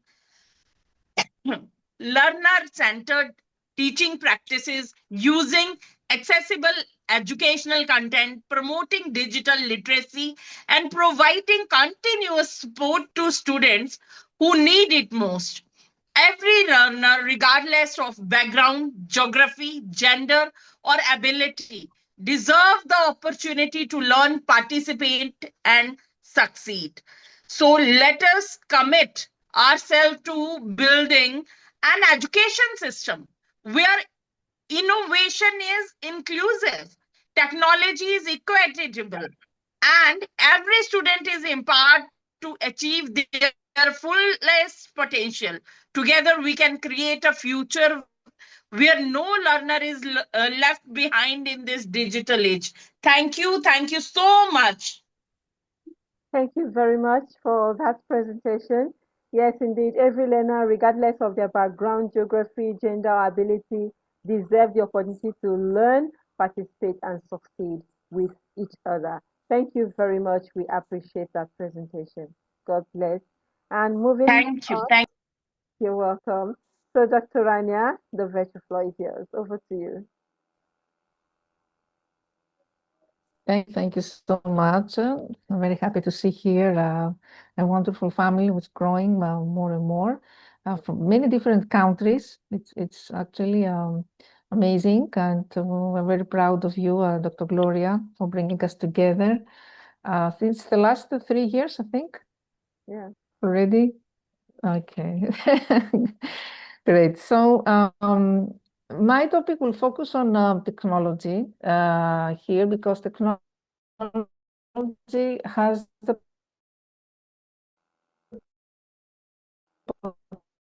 potential to eliminate. So instead of expecting students to adapt to rigid educational systems, technology enables education to adapt to students. So some recommendations for building inclusive classrooms with technology as an equalizer is to design first lessons following the UDL, the Universal Design for Learning Principles. We can incorporate all the assistive technologies from the beginning rather than as an afterthought.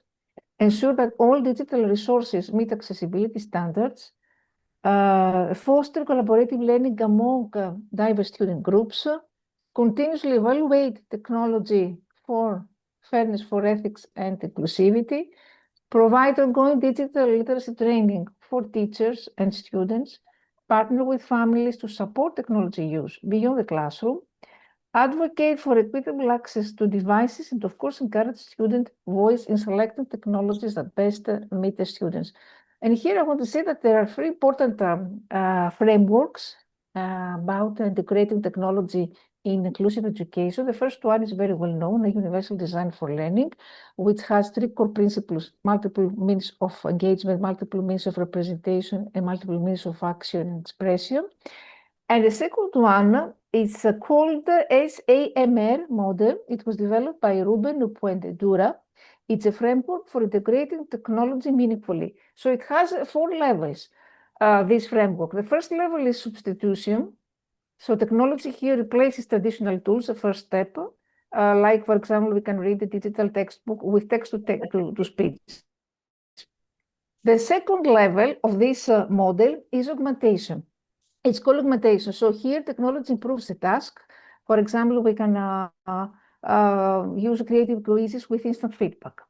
The third level of this framework is modification, when technology redesigns learning. So students collaborate globally using, for example, Google Workspace. And the fourth level is redefinition. Here technology enables impossible tasks. For example, VR, Filtrix, or AI-generated multilingual projects.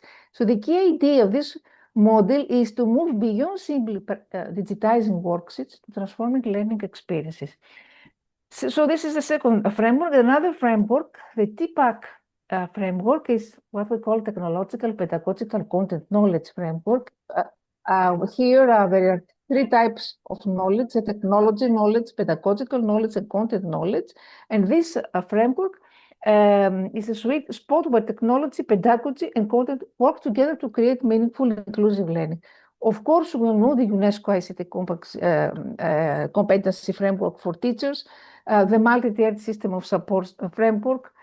Just mention this in case we want to explore them. For Europe, we have the Learning Compass 2030, the AI literacy framework, again, of UNESCO, and many conceptual models which can actually help adopting a integrated approach, which actually provides a strong theoretical foundation for research for professional development in technology-enhanced inclusive education.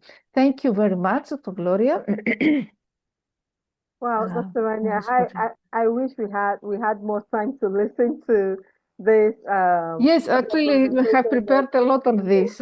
Yes, and another time I can present these frameworks Yes, but it's very, for very. researchers, and yeah, it's about exactly technology in inclusive education, and you can show with diagrams and designs everything what is happening. So another time you can give me the same topic so that I give more details. We can organize a master class on that because it's a broad topic Yeah. and a very interesting one as well. Maybe we'll talk about that after. Yes.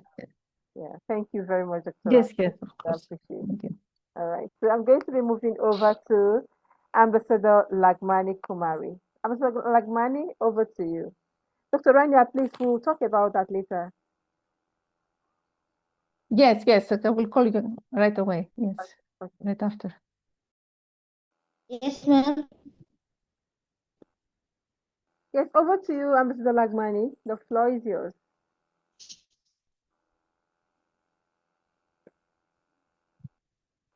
You can go ahead with your presentation. Yes. Yes, ma'am. Okay.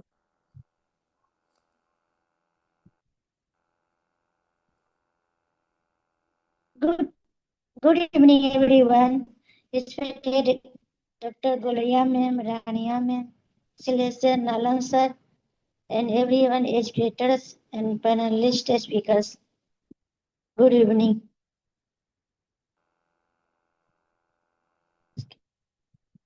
It is a privilege to stand before you today. Share my journey and ground level experience on inclusive education, leaving no learner behind. As a teacher working directly with young minds, I strongly believe that a true inclusion is not a start from a textbook theories. It starts from our classroom and so a small daily habits we build.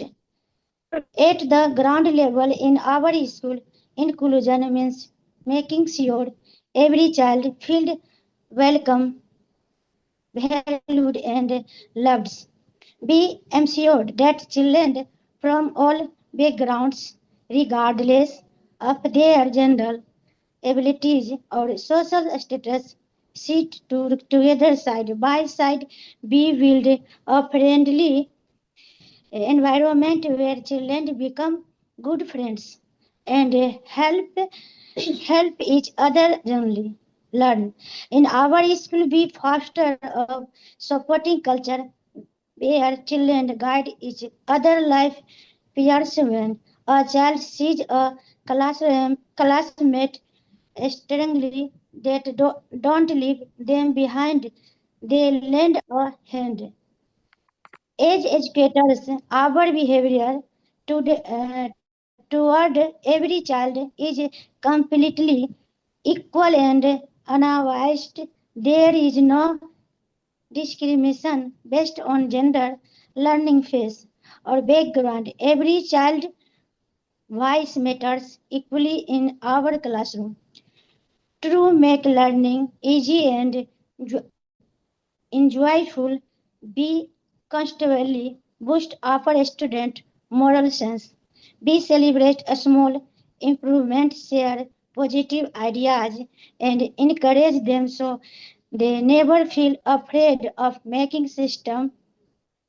When we create a safe, warm, and friendly atmosphere, learning becomes natural and enjoyable by teaching our children to respect and work together to be our building a compassionate world for tomorrow. Together we can ensure that no longer is left behind. Thank you so much, ma'am. Thank you very much, Ambassador Lagmani. Yes, indeed. When we create a safe, warm, and friendly atmosphere, learning becomes neutral and enjoyable by teaching our children to respect differences. Thank you very much, Angela Lagmani. We appreciate it. Okay. Thank you. All right, so I'm going to be moving over to Tanzania. I welcome Ambassador Joseph Simba. Thank you, ma'am. Thank you, madam. Welcome. My name is Joseph Simba from Tanzania. Dear distinguished speakers, fellow educators, participants, ladies and gentlemen, good evening and good night. It is a great privilege to stand before you today to discuss a message that has the power to transform our schools globally. Inclusion is not about fitting in. It is about belonging to thriving together. For many years, society believed that inclusion is simply meant allowing everyone to enter the classroom, workplace, or community. But today we know that inclusion is much deeper than access. It is about ensuring that every person feels welcomed, respected, valued, and empowered to reach their full potential. Think about a child who uses a wheelchair. If we only build a classroom and ask the child to find a way inside, we are asking the child to fit in. But when we build ramps, accessible toilets, and a flexible learning space, we are creating an environment where the child truly belongs. Similarly, consider a learner with a hearing impairment. Inclusion, not asking them to struggle through without support. It is providing sign language interpretation, actions, visual learning materials, and the teacher trained to communicate effectively. The learners is not receiving special treatment; they are receiving equal opportunity to learn. Inclusion also benefits children without disabilities.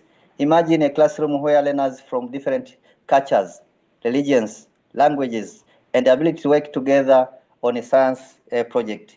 They learn to listen, respect differences, solve problems collaboratively, and appreciate each other's strengths. These are not academic skills. They are life skills needed in the 21st century. Ladies and gentlemen, belonging changes lives. A child who feels accepted is more confident to ask questions. A teacher who feels supported is more motivated in innovate. A parent who feels respected becomes an active partner in education. A community that embraces diversity becomes stronger, safer, and more united. However, inclusion is not only about disability. It includes girls and boys, children from poor families, refugees, orphans, gifted learners, minority groups, and every individual who may face barriers to participate. Every person deserves dignity, respect, and opportunity. As an African proverb reminds us, if we want to go fast, go alone. But if you want to go far, go together. This wisdom reflects the heart of inclusions. We thrive together when no one is left behind. Our responsibilities as educators is not to ask, how can these learners fit into my classroom? Instead, we should ask, how can I transform my classroom so every learner belongs? Our responsibility as a parent is not to compare children, but to nurture their unique gifts. Our responsibility as the leaders is to create policies that remove barriers rather than create them. Our responsibility as community members is not to replace stigma with acceptance, justice with understanding, and exclusion with comparison. Inclusion is not only about disability. It includes girls and boys, children from poor families, refugees, orphans, gifted learners, minorities groups, and every individual who may face barriers to participate. Every person feels supported, respected, valued, and empowered to reach their full potential. In conclusion, let me say, together, let us build the schools where every learner matters. Let us build the communities where every voice is heard. And let us build the nation where every citizen has the opportunity to contribute. Because inclusion is not about fitting in, it is out belonging and thrive together. Thank you very much for your attention. May we all become champion of inclusion. Thank you very much. Thank you very much for that amazing presentation on inclusion. We appreciate you. Thank you. Thank you very much. Yeah. Yeah. Okay. Let me just quickly, because of time, I wanted to quote some of the parts of your presentation. All right. I'm going to be welcoming Dr. Kamal to take over the floor. Over to you, Dr. Kamal. Thank you, ma'am. Thank you. Greetings from India and namaste from my side. Respected Gloria ma'am and Rania ma'am, our Nahid sir, Sale sir, and all the dignitaries of this window. I have been waiting for a long time because today in my neighborhood there is a function. Because of that work, I just postponed my turn because of the noise. So thank you very much as you have given me the chance to speak. Leading inclusive schools and the role of visionary educational leadership. A school is not truly inclusive when every child is merely allowed to enter its gates. A school becomes inclusive when every child feels seen, heard, valued, and respected and empowered to succeed. As the great educator of the world, John Dewey, said, education is not preparation for life. Education is life itself. Yes, if education is life, then our schools must reflect the diversity of life, different abilities, different backgrounds, languages, cultures, learning styles, and dreams. A visionary leader does not ask, why cannot this child learn? Instead, he asks, what can we change in our school that this child can learn? And this simple thinking can transform an entire educational system. Inclusive education begins with a vision, but it succeeds through leadership, a visionary leadership. A visionary educational leader understands that inclusion is not a program, it is not a policy, it is not a special arrangement for a few students. It is a culture where differences are not treated as obstacles but recognized as strength. As Nelson Mandela said, education is the most powerful weapon which you can use to change the world. But education can change the world only when it reaches every child.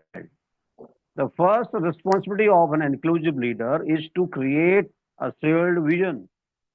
And that vision must communicate a powerful message that every learner matters, every voice matters, every child has potential.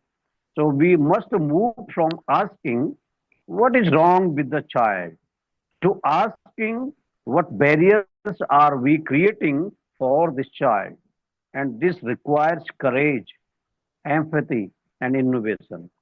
The second role of a visionary leadership is to empower teachers.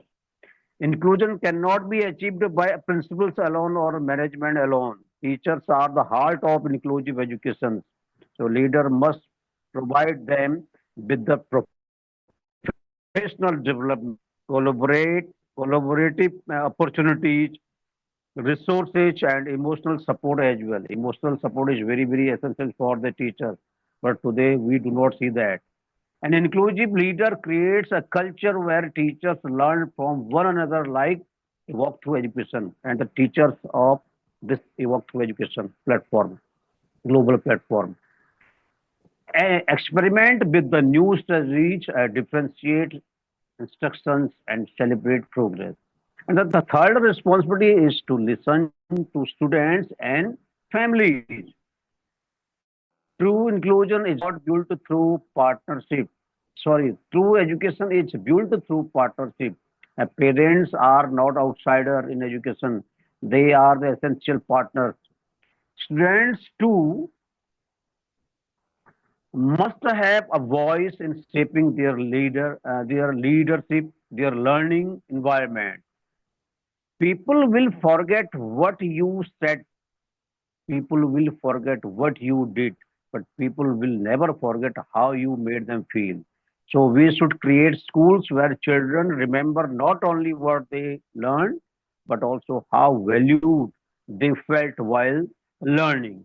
Visionary leadership means challenging bias, stereotypes, and exclusion. And sometimes the greatest barriers are not the physical, they are our attitudes. Students may sit among the peers but feel invisible or excluded. Technology too can become a powerful tool for inclusion. It can help remove barriers, but human empathy must lead. Technology can support. The future of education will not be defined by artificial intelligence, smartphones, smart classrooms, or digital innovations. It will be defined by our ability to ensure that no child is invisible, no learner is forgotten, and no potential is left unexplored. So let us lead with vision, let us lead with empathy, and let us lead with courage. Thank you very much, ma'am. Thank you. Thanks a lot. Thank you very much, Dr. Kamal, for that. We appreciate your Thank you. presentation. All right, because of time, I need to move quickly to Dr. Gayatri Mishra. Over to you, Dr. Gayatri.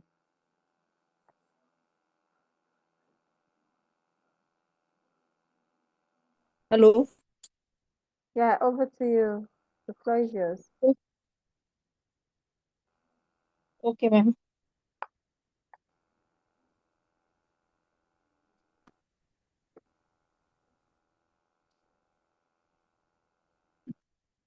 If you're not ready, let me call another person. When you're ready, you let me know. Hello. Yes, we can hear you. Ma'am, I am audible.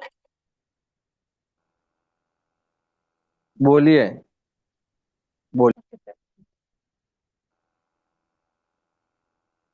Good evening, Gloria ma'am, Rania ma'am, Sally sir, and all of you. Inclusive is not about asking people to change themselves to fit into an exciting system.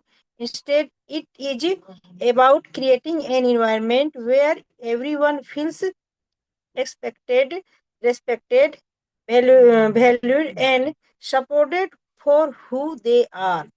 The false inclusive is not about fitting in, but about belonging and them and thriving together. Means that every individual, regardless of their background, abilities, cultural, language, gender, or differences, should have equal opportunities to participate, learn, and succeed.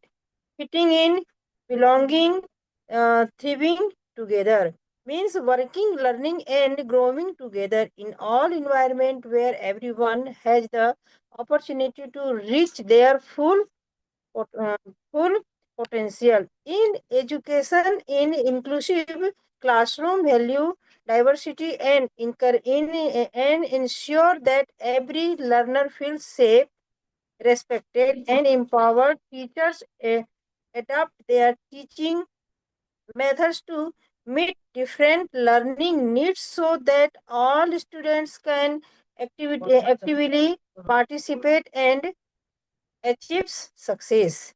Inclusive is not simply about being present, it is about feeling that you truly belong and have the opportunity to grow alongside others.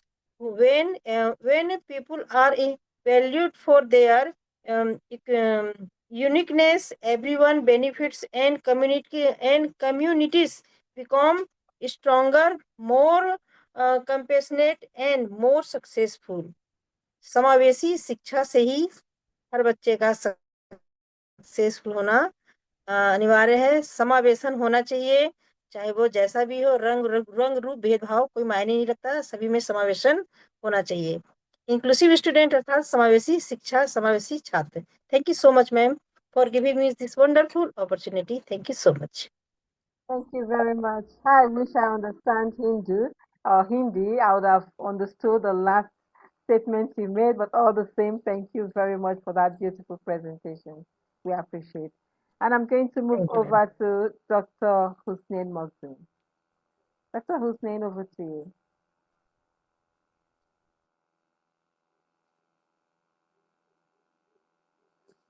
Dr. Hussein, are you ready?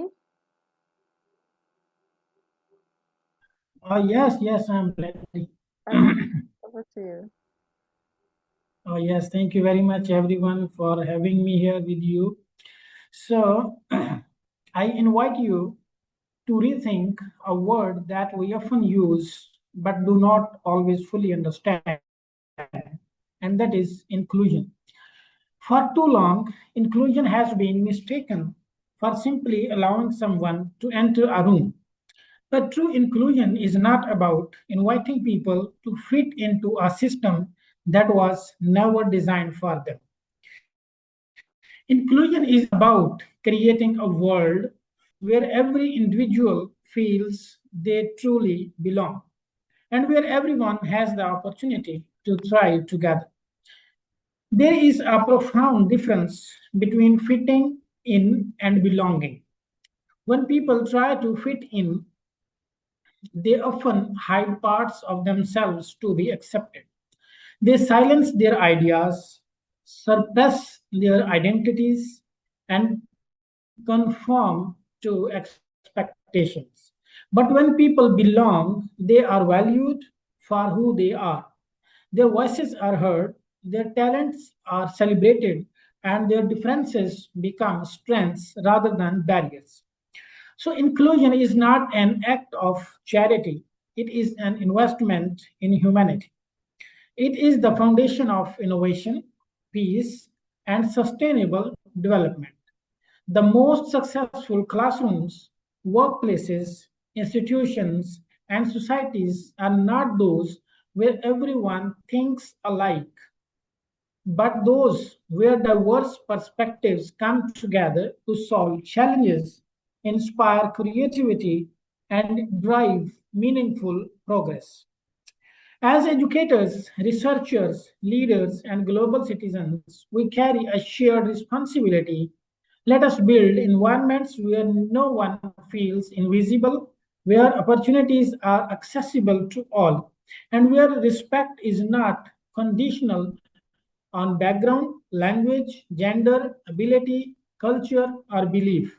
When we replace with empathy, competition with collaboration, and exclusion with opportunity, we unlock the extraordinary potential that exists within every human being. So remember, the question is no longer how can people fit into our systems? The real question is can we transform our systems so that everyone can belong to them and flourish? Because everyone and when every voice matters, every dream has a chance. When everyone belongs, everyone grows. So let us not merely open the door for others. Let us build a table where everyone has a seat, every voice has a value, and every person has the opportunity to rise. Thank you very much. Thank you very much, Dr. Hussein Magzoum, for that amazing presentation. We appreciate you. God bless you. God bless you. All right, Thank you. I'm going to quickly move over to uh, Ambassador Ahmed Metru from Morocco. Mr. Ahmed, the virtual floor is yours. Yes, thank you so much, dear professor. I would like to thank you for this opportunity and for bringing this insightful topic, a timely topic, which is inclusive education. So I would like to talk about this topic into divide it into section. So let's start by why belonging matters. If we consider the Maslow hierarchy of needs, so like my Maslow hierarchy includes like phases of growth, and so one of the most phases, like say after physiological and safety needs, comes the belonging. So if we want to define it, we can define it as like learners feeling accepted, respected, valued, and even connected to their teachers and peers and to the school environment and stuff. So when students feel they belong, they are more likely to engage, participate, and therefore succeed in their learning and life in general.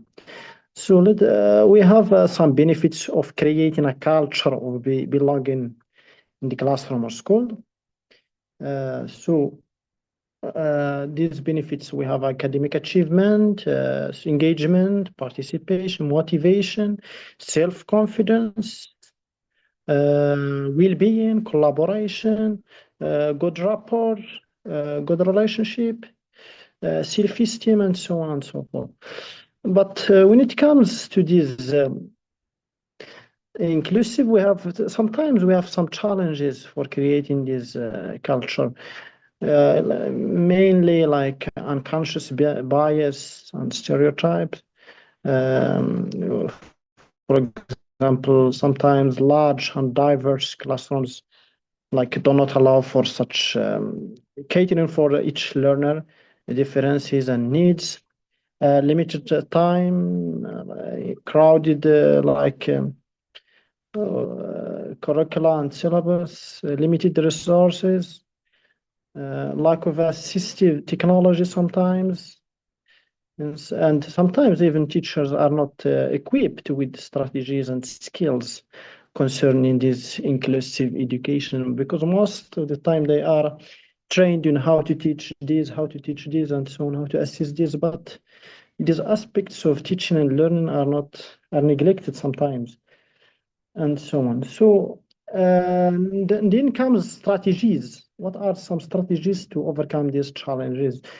For example, we can build a positive teacher-student relationship, respect, learn student names, their interests, and backgrounds, and even the activities and tasks we design. We should cater for these interests and backgrounds and needs. So encourage collaboration tasks which involve learners in groups, peers, project, by differentiating instruction, of course, celebrating cultural, linguistic, and individual diversity. Also, in this regard, we can say that technology support this inclusive education, because nowadays we have digital learners, they are aware of technology, so we can seize the opportunity that these technologies provides to to support our learners and to engage them in the society to build their country. So as a conclusion, some key messages.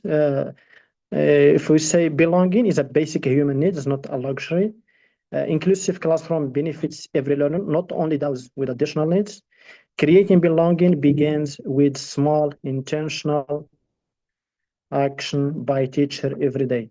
So teachers are like the ones who are in direct touch with learners, but we have other stakeholders, of course, including parents, policymakers, and so on. So we should work together to serve those learners, because the future, they are the leaders of our nation in the near future. Thank you so much, dear professor, and I do appreciate your opportunity giving. Thank you very much for that presentation. We appreciate you. God bless you. And okay, I'm going to quickly move over to our next speaker, Ambassador Kamaku Felix from Kenya. Over to you, Ambassador Felix.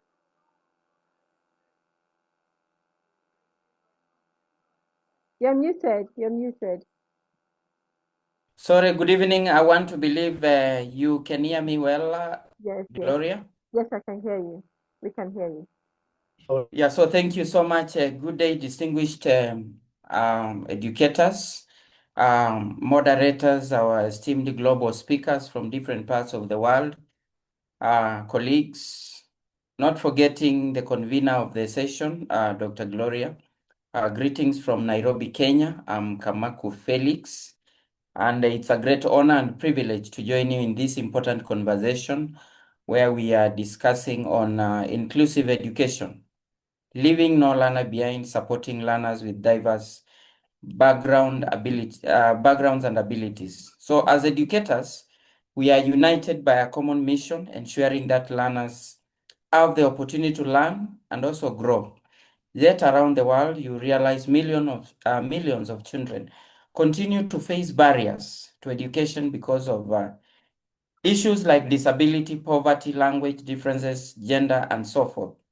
So this raises a critical question. How can we create classrooms where every learner truly belongs? The answer lies in inclusive education. So inclusive education is more than simply placing all learners in the same classroom. It is about creating learning environments where every child feels welcomed, valued, respected, supported, as well as empowered to achieve their full potential. It is about ensuring that diversity is embraced rather than ignored, and that differences are celebrated rather than viewed as obstacles. UNESCO captures this vision perfectly by stating every learner matters and matters equally. This principle challenges us to move beyond access and focus on meaningful participation, engagement, as well as success for every learner.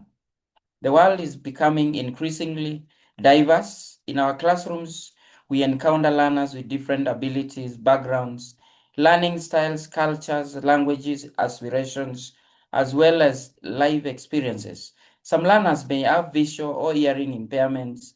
Others may face socio-economic challenges, with others coming from marginalized communities or learning in a second language, which may also teach.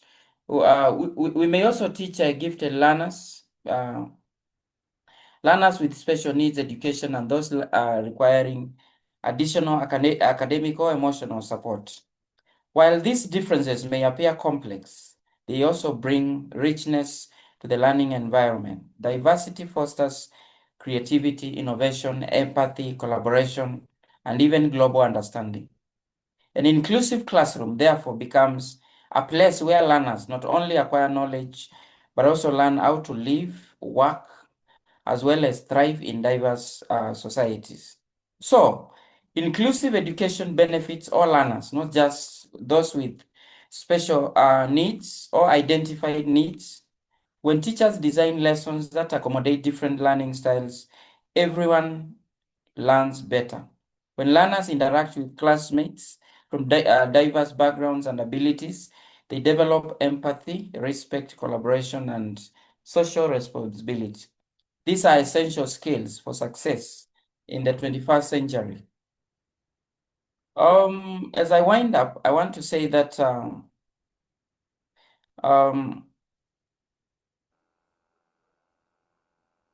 in closing, inclusive education is about ensuring that every learner feels seen, heard, valued, and empowered. It is about creating schools where differences are celebrated, potential is nurtured, and opportunities are accessible to all. So let's commit ourselves to building classrooms where every learner belongs, every voice matters, as well as a classroom where every dream has a chance to flourish. Let us move forward. Let's move beyond accessing. Let's move beyond access to belonging. Let's move beyond equality to equity. Let's move beyond barriers to possibilities. And above all, let's ensure that no learner is left behind. So thank you so much once again from Kenya's capital, Nairobi. I'm Felix Kamaku. I want to wish you a lovely evening morning, afternoon, depending on where we are joining from. Thank you so much. Thank you very much, Felix, for this lovely presentation, and we're happy to have you in our midst. God bless you. And I'm going to quickly move over to the next person. Ambassador Anna Patrick, over to you.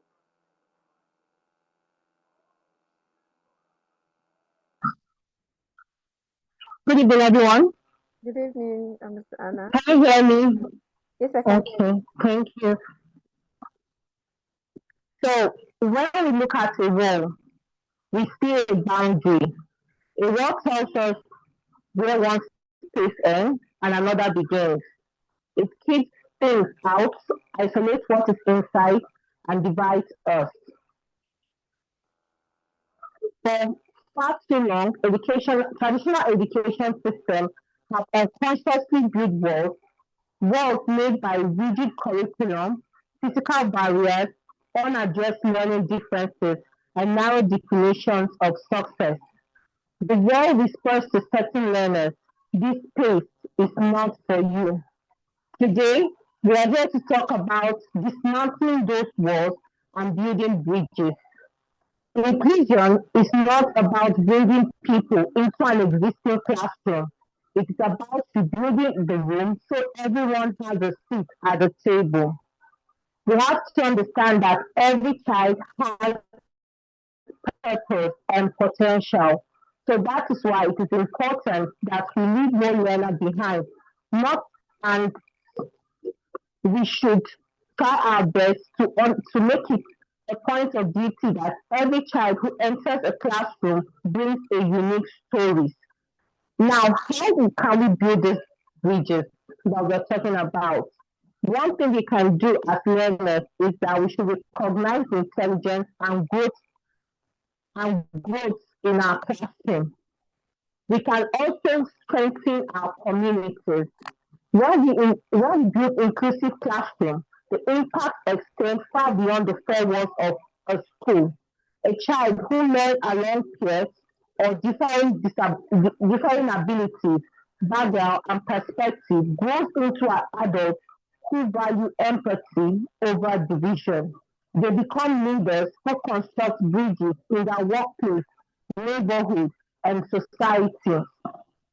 So this calls for action, an action whereby educators are willing to innovate, differentiate, and collaborate. Leaders are willing to dedicate resources to accessibility and training. Families and community members are willing to join hands with schools to create a holistic support network.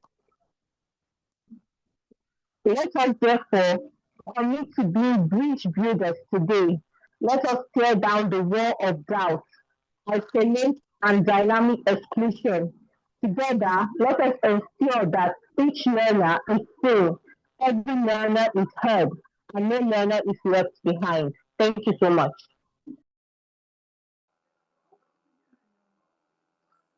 Thank you very much, Ambassador Anna Patrick, for that amazing presentation. God bless you. And because of time, I will quickly move over to our next, our last but not the least speaker for today, Ambassador Chinonyere Mwokocha Smart. Over to you, sir.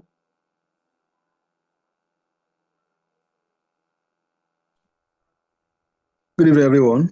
Good evening. It's a pleasure to be on this amazing platform once again. My name is Mokochachi Noyarem. I will just go straight to point, and it's been quite an insightful and eventful day. I mean, I've learned a lot from our fellow ambassadors, global educators. Talking about inclusive education, we already know what it means, and we know how important it is, especially in this 21st century. If you look at the damages that is being caused by traditional education, it has caused a lot of damages. A lot of people were stereotyped. In fact, we cannot overemphasize on those challenges. So it's a good thing that we are discussing this topic that is all encompassing. This is a topic that pushes through and pulls through every form of learners. So when we look at learners, we are seeing especially those ones who can tag these days as special need learners. How do you help these ones? How do you help them to overcome their challenges? You are not just looking at their disabilities, so to speak, you are looking at their capabilities. You are looking at the kind of skills they already have, looking at their potentials, their talent, and looking at how to harness them using the appropriate teaching tools. And so there is an important tool which is key if we want to actualize inclusive education. We don't want to leave early learners behind, and that is differentiation. Differentiation is so key, where you look at the learner's needs and you try to meet their needs. You try to teach them in a way they will assimilate and be able to follow through at the end of the day. You are teaching them according to their abilities.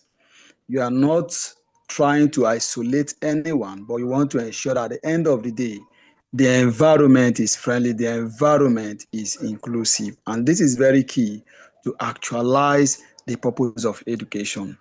No matter the ability of a learner, they cannot be disenfranchised, so to speak. And that is why I look at inclusive education as something that is so key and important.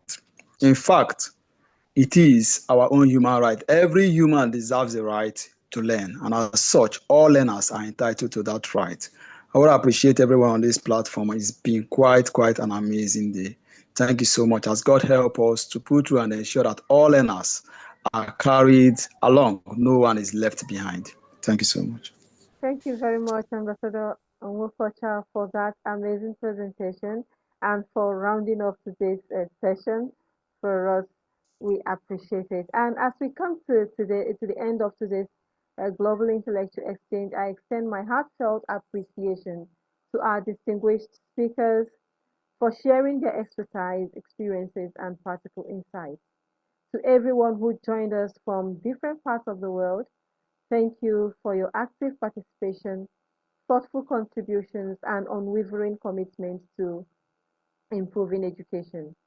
Today's discussion shows us that inclusive education is not it's not simply about access to a classroom. It is about ensuring that every learner has the opportunity to participate, to be valued, and to achieve their full potential. Let us leave this session inspired to move beyond good intentions and take meaningful action. Whether we are teachers, school leaders, parents, policymakers, advocates, each of us has a role to play in removing barriers to learning and creating opportunities for every child. May today's conversation continue to influence our classrooms, our schools, and our communities long after this meeting has ended. Thank you once again for being part of this A Walk Through Education family. Until we meet again, continue inspiring minds, empowering learners, and transforming education. Stay safe, stay passionate, and remember, when every learner is included, everyone succeeds. Thank you and have a wonderful evening and wonderful day to some of us. Have a good night's rest.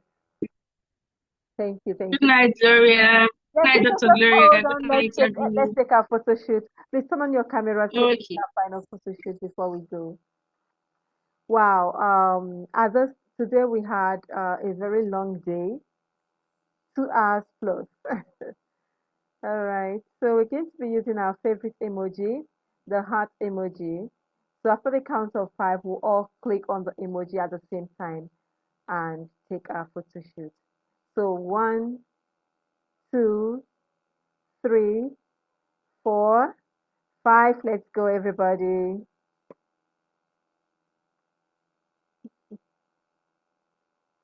Thank you, everyone. Thank you, and see you on our next episode. Bye. Shubhratri, ma'am. Yeah, Subhatri, I'm the Gayatri. Subhatri.